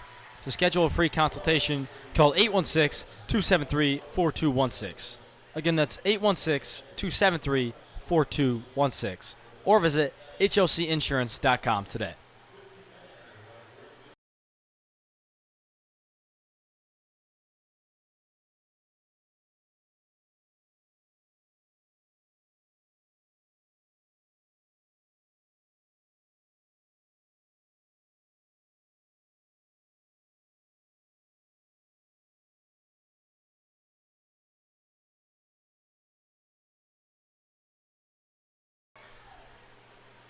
Andrew Clark back out there for his 4th inning of work despite allowing 1 run last inning. He's getting ahead of Tyler Macon, 1-0, or 0-1. We mentioned earlier, Clark, a guy who started games in the past. No one up yet for the Mustangs in their pen. I would love for him to get 5 innings of work out of the pen. No one up for the Mustangs. However, Clarinda has a couple guys getting loose. One guy actually throwing. Could be the end of the day for Jose Calcaño. I want to hit right to Black at third, who plays it beautifully. Strong toss off the bag, but Mose with a nice job tagging out Macon. That's a tough play for Mose, not only to get the tag down, but trying to catch a ball with some guy running full speed. You know you're about to collide. Good job from Jeter Mose. Black had to be quick, as that was Tyler Macon chugging up down the line.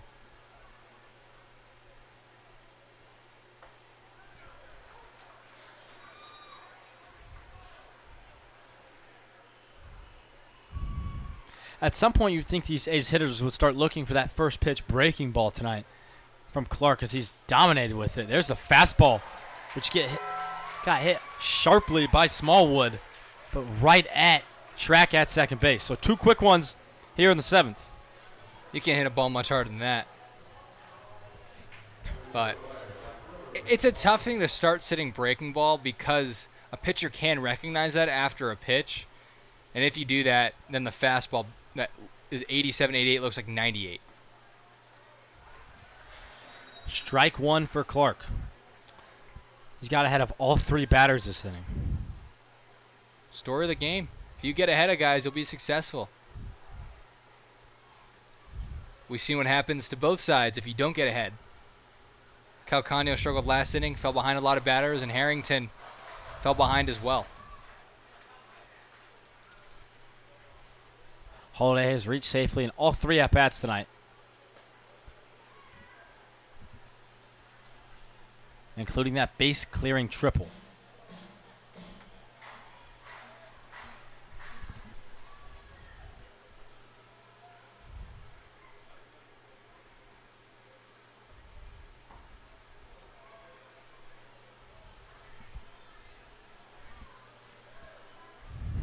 So, right as I mentioned Clark getting head hitters, he decides to fall behind 3-0 to Holiday. It's the announcer jinx, Charlie. We got to be careful out here.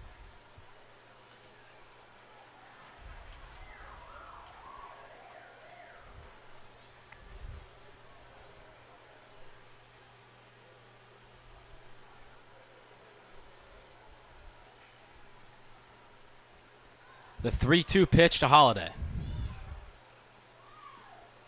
In the dirt, ball 4.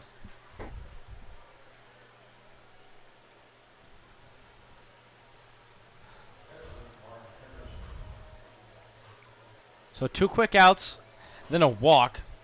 And here comes Mark Stevenson, the 9-hole. But when I tell you he's not your typical 9-hole, I mean it. Had almost 370 on the year. Has a double to left field tonight. He's 1 for 3. Yeah, he usually splits time at the catcher spot. Besides Mark Henderson, everyone else in the Clarinda A's starting lineup has double the amount of bats as the next option on their team. Holiday gets number 13 on the year for him.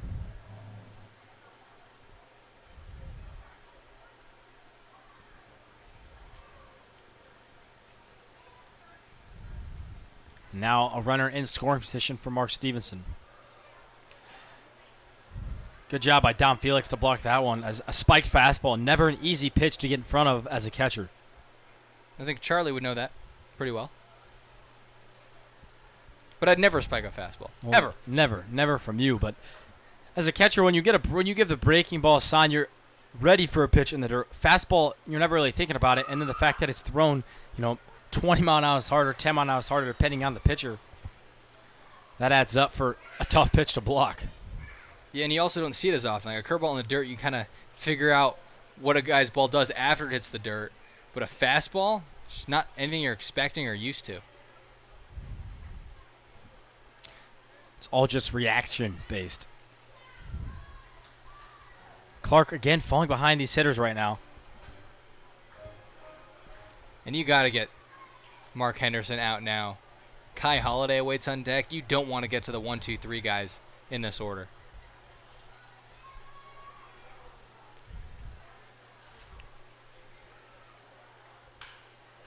Grounded to Holton at short. This should spell the end of the inning. And it is. So reliable is Mason Holton at shortstop. Mustangs are going to need a lot more of what we saw last inning, because they're going to need some more runs. They trail 5 with 9 outs remaining.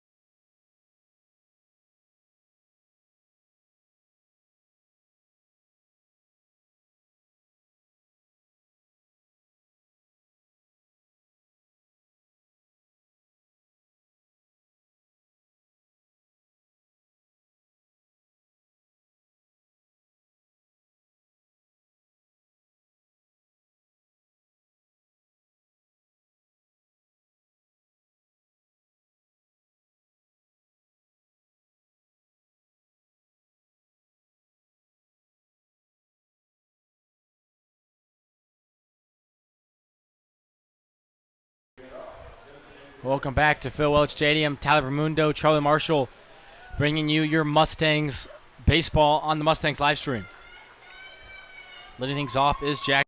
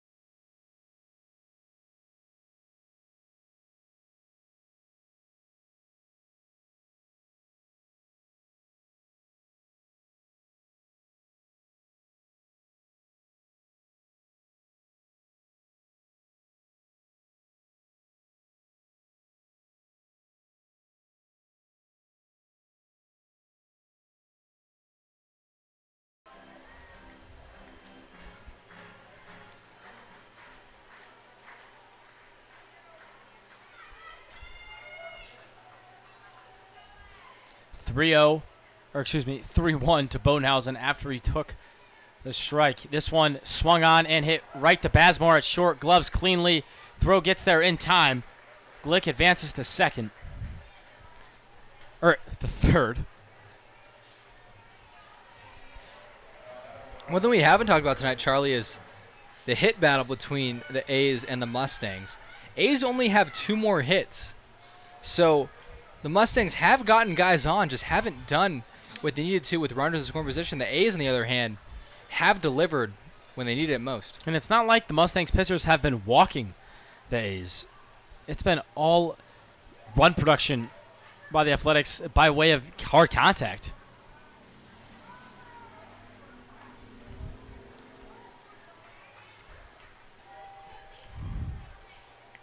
It's a good 0-0 pitch. Breaking ball, lefty-lefty. Not only are you going to back the guy off the plate, but now you can go back with a fastball, either inside or outside. You can go anywhere now.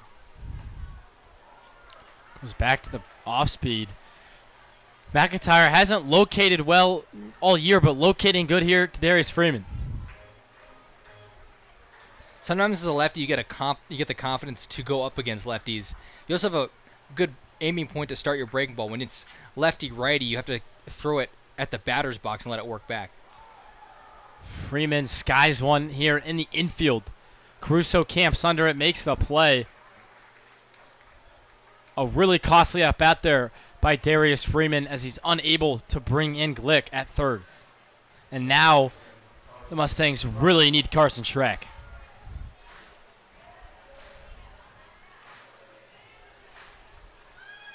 So one thing I notice is Carson Schreck has that walk-up song. Everyone claps, right? Normally the Mustangs dugout, very into it, gets the crowd going. But this time around, nothing. Could show the energy that's been displayed right now. Easy play for Smallwood. So despite a leadoff double, the Mustangs strand Glick on third base. McIntyre does enough to put up a scoreless frame. We go to the 8th inning where the Mustangs still need 5 runs.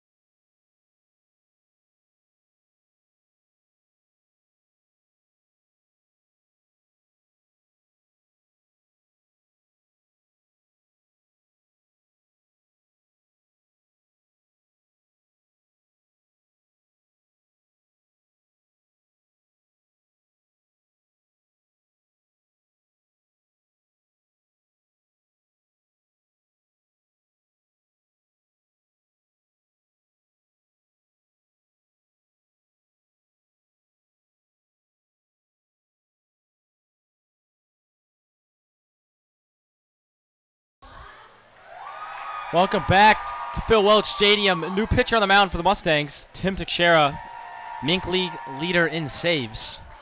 Coming in the 8th inning today, trying to get some work in.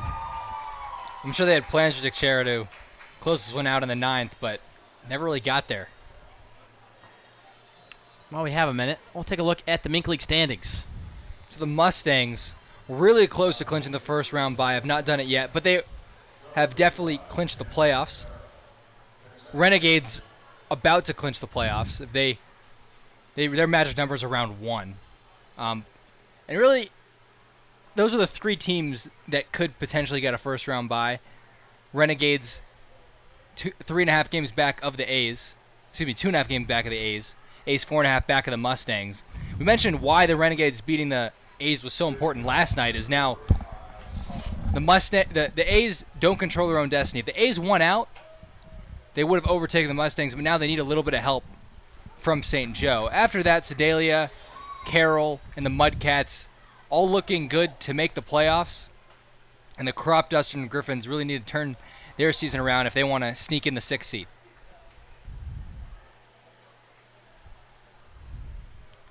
Well, now you know what's going on in the Mink League, and now you know why this game was important.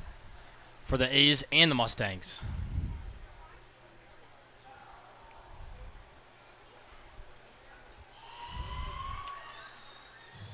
Teixeira taking over pitching duties was one of the best, and still one of the best arms out of the pen for the Mustangs. Got roughed up a couple games ago, gave up 2 runs, still got the save, increases ERA to 2.25.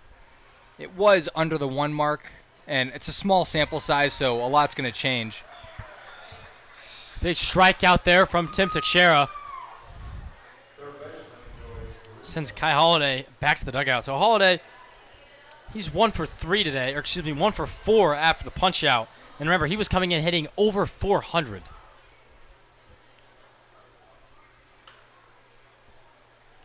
The Teixeira throws in the low mid 90s. Good sweeper.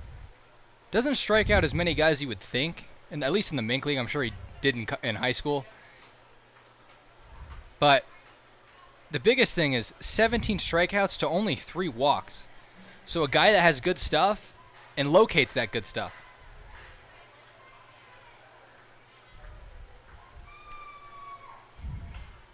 Caruso shins one the other way. Black goes to the ground to make the play, but the throw gets away. Would have been an infield single either way, I think, from up here. But Caruso digs it out. We'll see what they rule that in the booth, and that would be an example of why fielding percentage kind of sucks. Guy makes a play that you wouldn't expect him to make, but because he did, and he made a bad throw, they might give him the error because of it. So a play he had most people wouldn't have a chance on, because he picked it up cleanly, makes a bad throw, he might be plagued for it.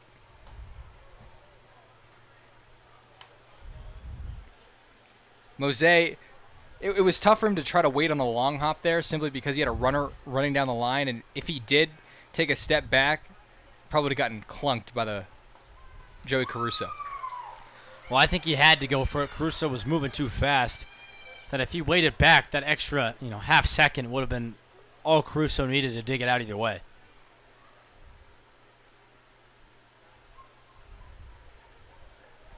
Felix going to have a chance at Caruso, but he doesn't throw it.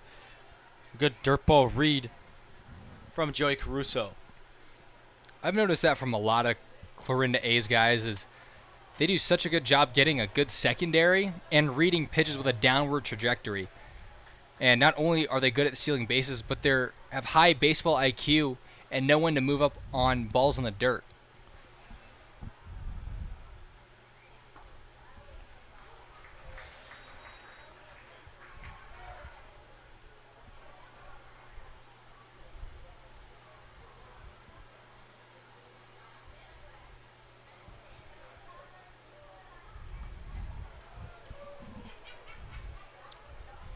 Full count to Bazemore.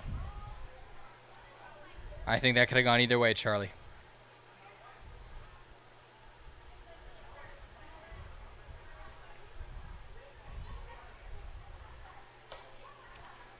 That's ball 4 to Bazemore. So 2 on with only 1 down in the 8th inning. Teixeira in his last outing was his worst of the year. He threw an inning, gave up 4 hits and 2 runs. Got the strikeout to end it, though. Picked up the save. But still, even with his 4 hits in his last outing, still showing a whip under 1. Amongst guys on the Mustangs who are qualified, 4 have whips under 1. Most impressive, the bunch of Sam Pitts. When you throw a perfect game, it's going to drop significantly. He has a .69 whip. Then you got Jace Johnson with a .98 and Teixeira with a .94. The other guy, that one's going to be caught by McCullum. The other guy who had a .95 whip going into this was Aaron Harrington. I don't think he's going to be under 1 when this game's all said and done. And Harrington didn't have his best stuff tonight. And if you don't bring your best stuff against a lineup like Clarinda, usually spells trouble, and that's exactly what it was. Well, credit to the Mustangs. If this game started in the 3rd inning, they'd be up 4-1 right now. It's just a tough start, but have done a good job of keeping this game relatively close. Close enough to keep their fans in the seats. There was a chance this game wouldn't even get to the 8th inning. It was 9-0 at one point.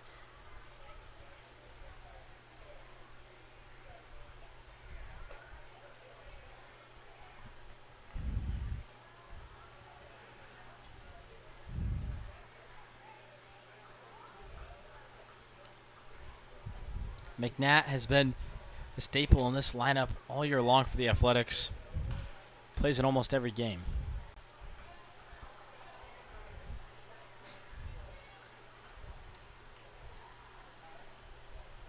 McNatt, not as high of an average as the rest of the squad here tonight, but OBP puts him right in the mix with the other the other 8 starters.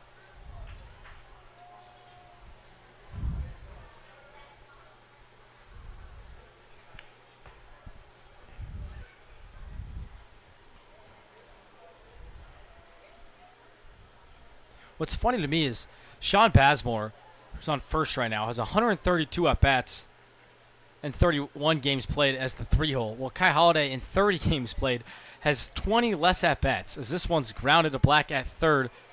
He'll make the play. That'll do things here in the 8th. Teixeira lets a couple runners on, but works out of it relatively easy. Score stays 9-4. Mustangs still need 5.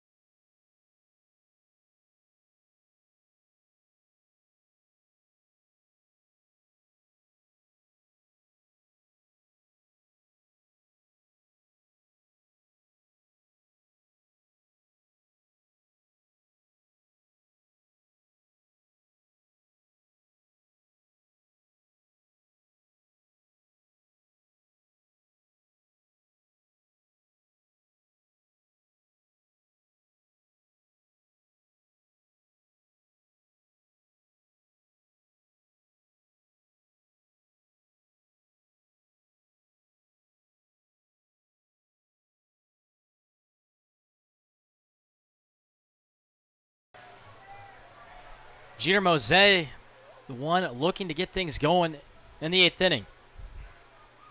And if they want to come back, he really needs to get things going. Needs to get this line moving. Mustangs got to average 2.5 runs the last 2 innings in order to come back, and that's if they shut him down on the top of the 9th. All starts with Jeter Mose, though. Mose in his last at-bat, the ground ball up the middle for an RBI single, scored the first run of the game. And the rest of the lineup followed him, as after Mose's single, we had a double, and then another single. Funnily enough, Mose's hit 3 balls on the ground, but on the year has a ground ball to fly ball ratio of .47, so his misses are typically in the air. Not tonight.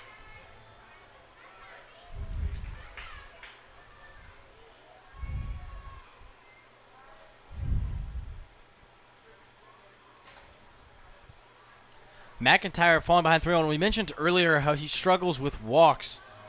When you're down 9-4, the perfect way to come back in a game is a couple walks. Yes, it is. Free passes. At least get some traffic out there, and that's how you can put up a crooked number. Jose took some mighty hack at that one. Fouled it straight back. The only guy in the lineup outside of Kyle Hepburn, who's hurt right now, that has a crazier ground ball to fly ball ratio is the guy on deck, Mason Holton.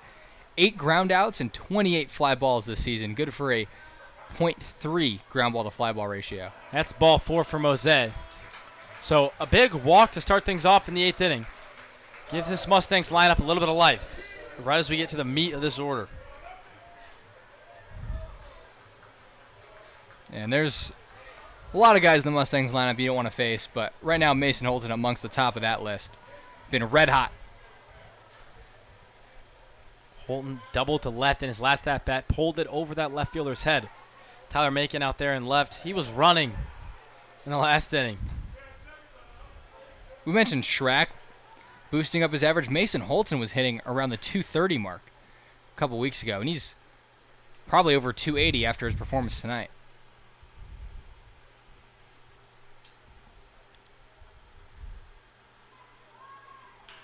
That one hit well, right at Kai Holiday.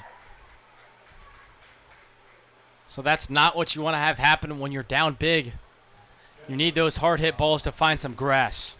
Yeah, he really hit that on the screws. And Kai Holiday, we mentioned his bat, we mentioned his legs, but also a tremendous outfielder. Really a 5-tool player. It's kind of a tough play.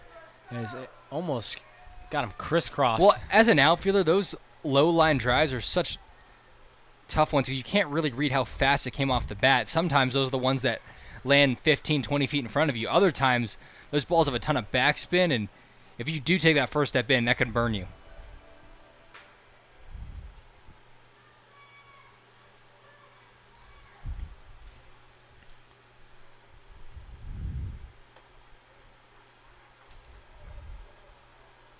Felix was the Mustang who got a fastball in from Calcaño in his last at-bat and turned on it hard. Yeah, Felix has been hitting the ball very well lately, and a lot of it is with pull side power.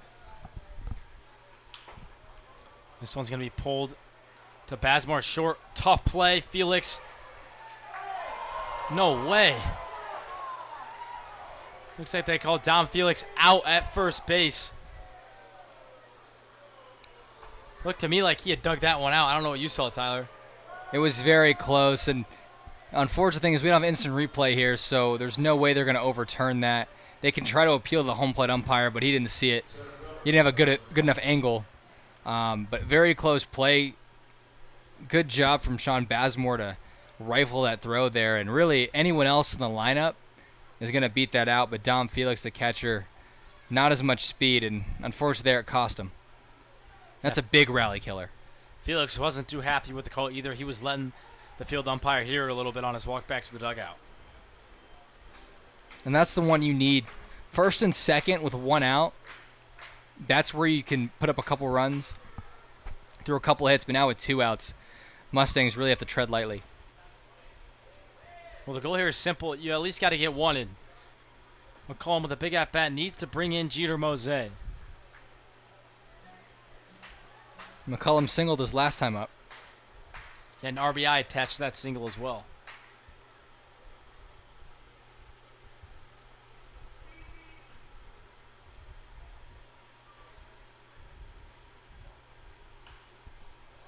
Shot well foul, as McCollum was well late on that fastball from McIntyre.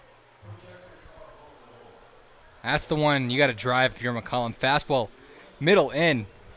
Fouled off to the right side, meaning he was late. Wonder if McIntyre will try to throw a fastball by him now. After being late on a fastball, McCollum probably looking for another one. Mose sliding in at third base safely. Caruso was really late to cover, as I don't think he was expecting Jeter Mose to take off. It's an interesting play because if you do get thrown out, that completely ends the inning. At the same time, credit Jeter Mose for taking the strikeout away from McCollum. I think because the catcher had to pop up out of the crouch and throw that one, the umpire didn't ring him up. I thought the pitch was pretty close. If he sits there to frame that ball, that might go the other way. 2-2 to McCollum. Mose at third base. McCollum is going to get rung up on the check swing. I thought they were going to say no swing as he tried to get out of the way. But an ugly-looking swing for Trevor McCollum ends the 8th inning. So we go to the 9th. The Mustangs are going to need 5.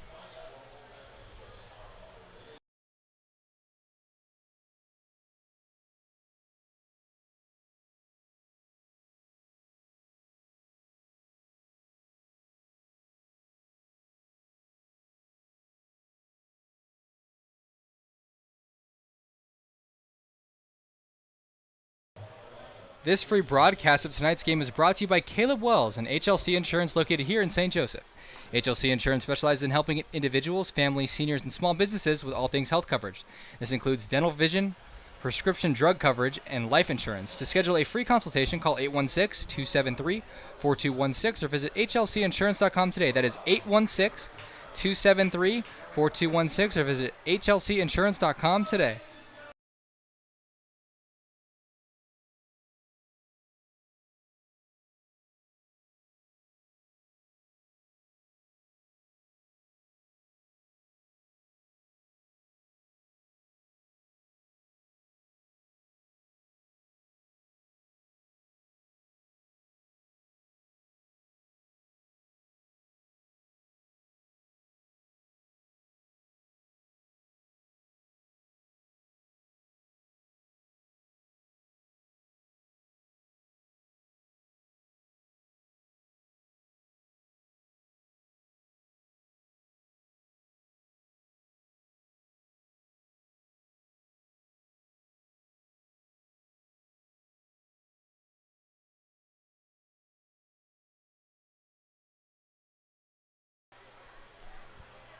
Tyler Macon set to lead things off here in the 9th inning.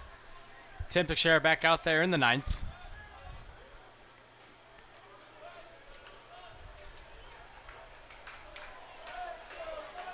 Macon, a freshman at Mizzou, batted .391 his senior year of high school. He also played football and was originally committed to Memphis, so a two-sport athlete. And he shows his athleticism here tonight. Yeah, he is quick. Tyler Macon tonight has 2 hits. He's 2 for 4 with 2 flyouts. Got a stolen base, at least 1, and a bunt single. His hits came in the 1st and the 3rd inning, so he hasn't done much for quite some time. And there he's going to get rung up as Tim Teixeira got out the paintbrush for that one. Yeah, that is absolutely dotted on the corner, and 93 on the outside part of the plate, righty-righty. That's a pitch that almost impossible to hit. Did you use the radar gun for that? I use my IDAR, Charlie. IDAR. It's always accurate. Actually, I'll tell you right now, my IDAR, my rule is I'm never off by more than 3 miles an hour. So my last start, I set 83. Okay. Do with that what you will. Smallwood in his last at-bat lined out to Schrack at second base. Was hit quite well.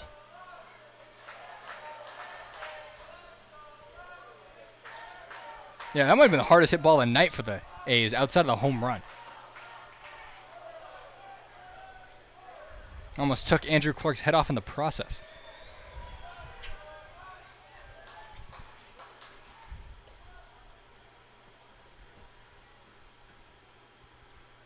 Teixeira's look good so far this inning. Just don't play too much around. A couple breaking balls look like waste pitches. Now is the time you need to execute. You don't want this to get to a full count. And he doesn't. As beautifully located pitch for the second time. Teixeira is rolling a little bit here in the 9th inning. That is one of those as a pitcher where you have an idea of what you want to do with that pitch. In this case, it was the sweeper. As soon as it let goes of your hand, you turn around and start trotting because you know that's going to be a called strike 3.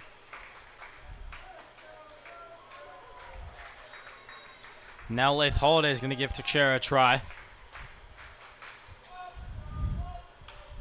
It's going to be a ground ball to Holton, who can't get a glove on it. Took kind of an awkward route to that ball as he needed to be quick with Holiday burning up the line, and it got just under the glove. As we mentioned, that it's Lath Holiday running down the line, correct? That is late, but both Holidays still pretty fast. Late's pretty fast. I think Holden's got to take that a little deeper, though, because that ball is hit pretty hard. Maybe get a little spin move there and hopefully get the guy out. But it's one thing to worry about his speed. It's another thing to let it go to the outfield. I think worst case scenario, you catch that ball, keep it on the infield.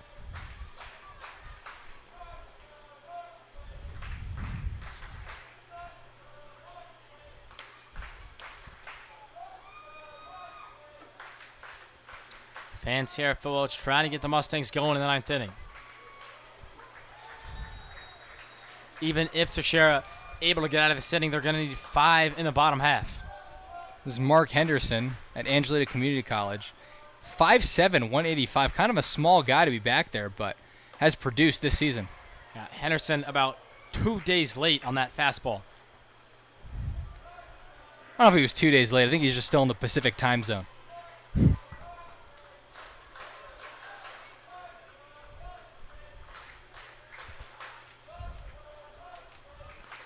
Teixeira ahead 0-2.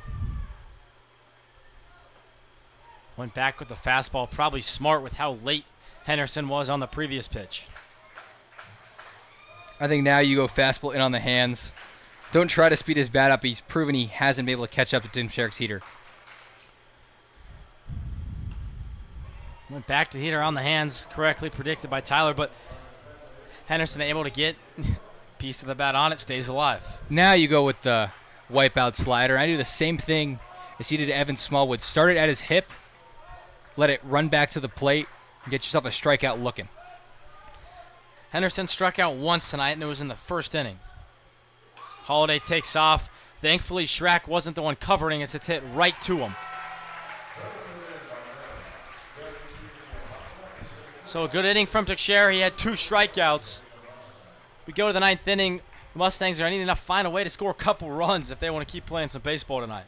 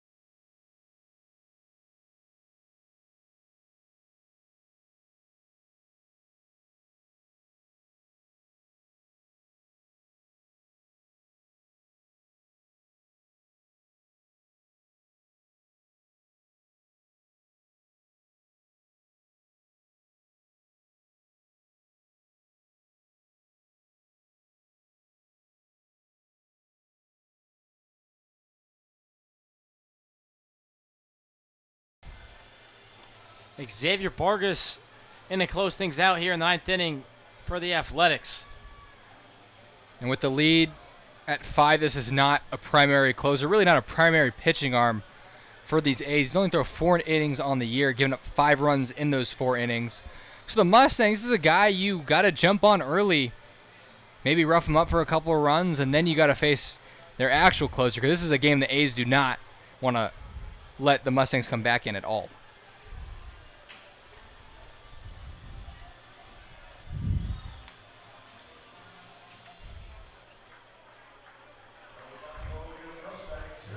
Jordan Black is going to be tasked with getting the job going in the 9th inning.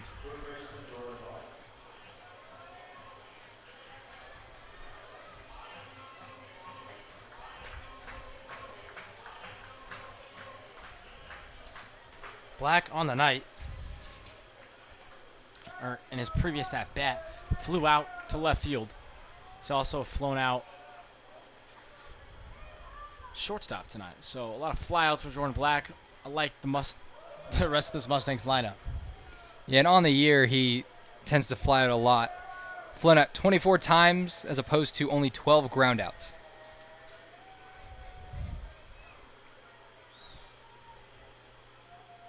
Anyway on will do just fine if you're Jordan Black. Vargas bringing some heat. Yeah, I didn't expect that from Xavier Vargas. He's walked 5 guys in 4 innings, but doesn't have a high strikeout rate. But that pitch came across probably in the upper 80s. That's the IDAR again, Charlie.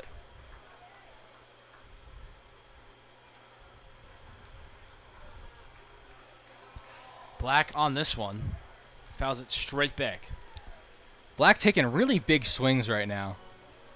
I want to see him calm that down, especially on 2 strikes. Really, I would want him to calm it down to start the inning because he can't hit a 5-run homer with no one on or with everyone on.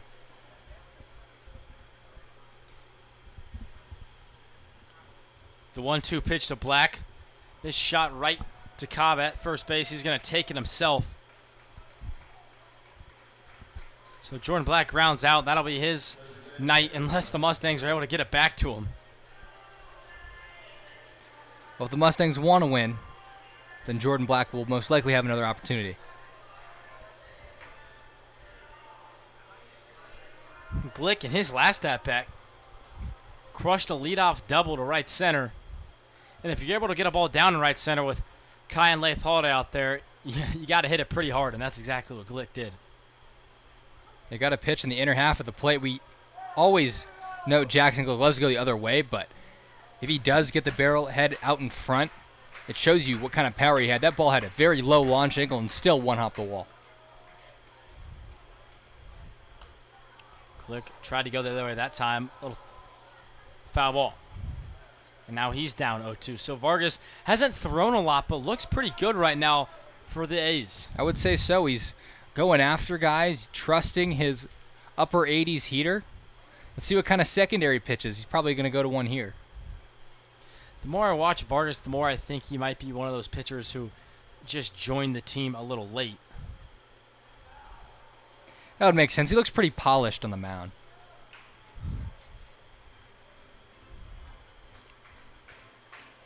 He doesn't look like a pitcher where if I'm Clarinda, I only want throwing 4 innings, 3/4 of the way through the season. Glick still down 0-2. Hits one off the end of the bat right to Bazemore, who has plenty of time to get the second out of the inning. So now the Mustangs are down to their final out. Yeah, and as you mentioned, Charlie, we didn't have him on the original roster we got from the first time these teams met. So there's a good chance he joined late, maybe due to injury, maybe a late addition. But whatever the case is, he's only thrown 4 innings, but definitely could be throwing a lot more. He's gotten ahead of every hitter so far. And he's got ahead of them all with the fastball. And that's what you can do as a reliever. You come in, you can dominate with one pitch a lot of the times. And that's what separates these relievers from starters. And the starter, Jose Calcano, he gave it 4 runs, but doesn't throw particularly hard. So then you have back-end guys that throw a little harder. Tough for the hitters to adjust. Well, the 4 runs through 6 innings makes it seem like it was a worse start than it was. He shut the Mustangs down for 5 innings and allowed the Athletics to get out to a 9-0 lead. Yeah, he'll be in line for the win, and the Mustang starter Aaron Harrington slated for the loss, barring a miracle.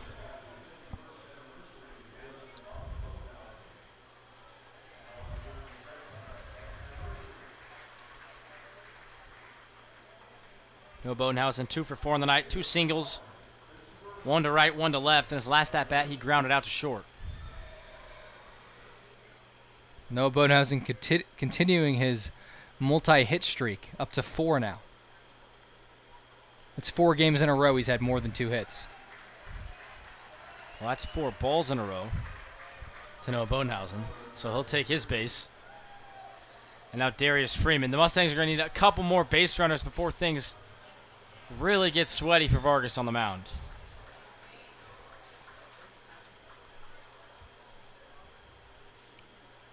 Yeah, that would have been really nice with nobody out, but still a chance for the Mustangs. Out of the top of the lineup now. Yeah, you're getting to the guys who can really swing it. Schrack, Mose, and Holton to follow Freeman.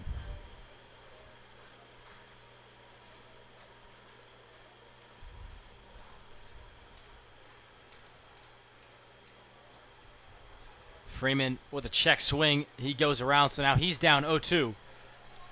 And that's the first time we've seen a real devastating curveball from Vargas.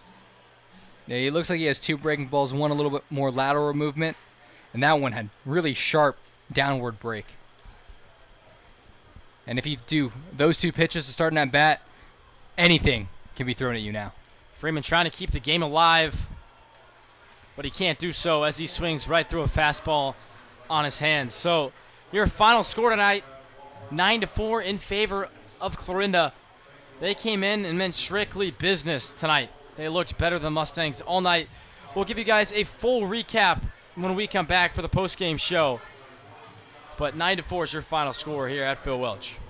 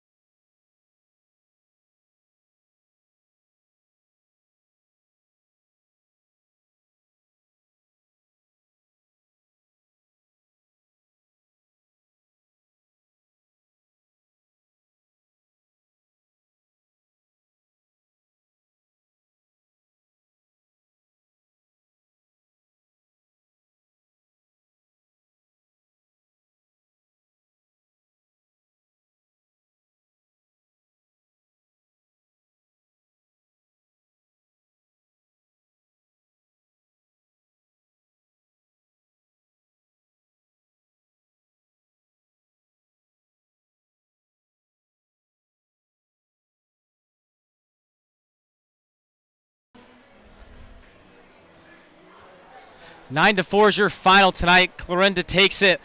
Tyler, this game wasn't really close from the start. As before we could even get one out tonight, the Athletics had got out to a 3-0 lead, and they kind of just kept going. Aaron Harrington started the game and just wasn't kind of on his A game tonight. Clarinda just looked dominant out there. Then there's really no other way to put it. Anything you saw in particular that made them look so good out there tonight? Well, they did take advantage of Aaron Harrington's mistakes. He got behind in the counts early and threw a lot of pitches middle in the zone. And credit to the A's. I mean, Joey Caruso, Sean Bazemore with an absolute bomb in the first. And once you do that, 3-0 at the beginning of the game, it's hard to claw back. And they got Harrington again in the third, and they put up 8 runs in the first 3 innings. And it's hard to come back at any point. The Mustangs did it once earlier, but when they're playing a team as good as the A's, going down 8-0 never spells good. Yeah, they went down 8-0. Then the Athletics got one more, so it was 9-0. Andrew Clark in relief looked dominant. It was pretty solid. They scored 4 more all in 1 inning, but they never really kind of fought their way back in this one. It never felt like they were going to come back tonight. So, again, last night, a bunch of extracurriculars, a perfect game. Tonight, a perfect mess. It was just wasn't great. Now, how do they move on and focus on Nevada, who they play tomorrow night? Well, luckily, they are playing Nevada, a team that is bottom of the Mink League. They just destroyed them 17-0. So I wouldn't say it's like a game they are automatically going to win. They still got to come out and play. but it's a nice little break. And then they have 2 days off. Yeah, before 2 coming days back off here. is a big thing, and it shouldn't be overlooked. This Mustangs team hasn't had 2 games off since they started playing to start the entire year. So it kind of feels like they could use 2 days off after watching them play tonight. They looked a little slow. We mentioned low energy tonight. They're just a little off, and it happens. And again, but that's the second time they've been off against Clarinda. Clarinda looks really dominant. Are you at all scared for a matchup in the playoffs versus the I was Athletics? just about to say that the Mustangs have to face the Clarinda A's twice before the playoffs, and assuming both teams are going to make the playoffs, barring some crazy mathematical stuff. But that's a good chance that was a preview of your Mink League championship. And taking 3 games from those guys when they play their best starting 9, that is no easy task. I know the Mustangs are in first, but with the way the A's have played the Mustangs the last couple of games, it's hard not to like what the A's have been doing. So after the loss tonight, the season series moves to 2-2. The Mustangs took the first 2. The A's have bounced back, taken the second 2, both here at Phil Welch. Tonight, your final score is 9-4. They move on. They play Nevada tomorrow. But for me and Tyler, farewell from Phil Welch, Charlie Marshall, alongside Tyler Ramundo. It was a tough one tonight for the Mustangs.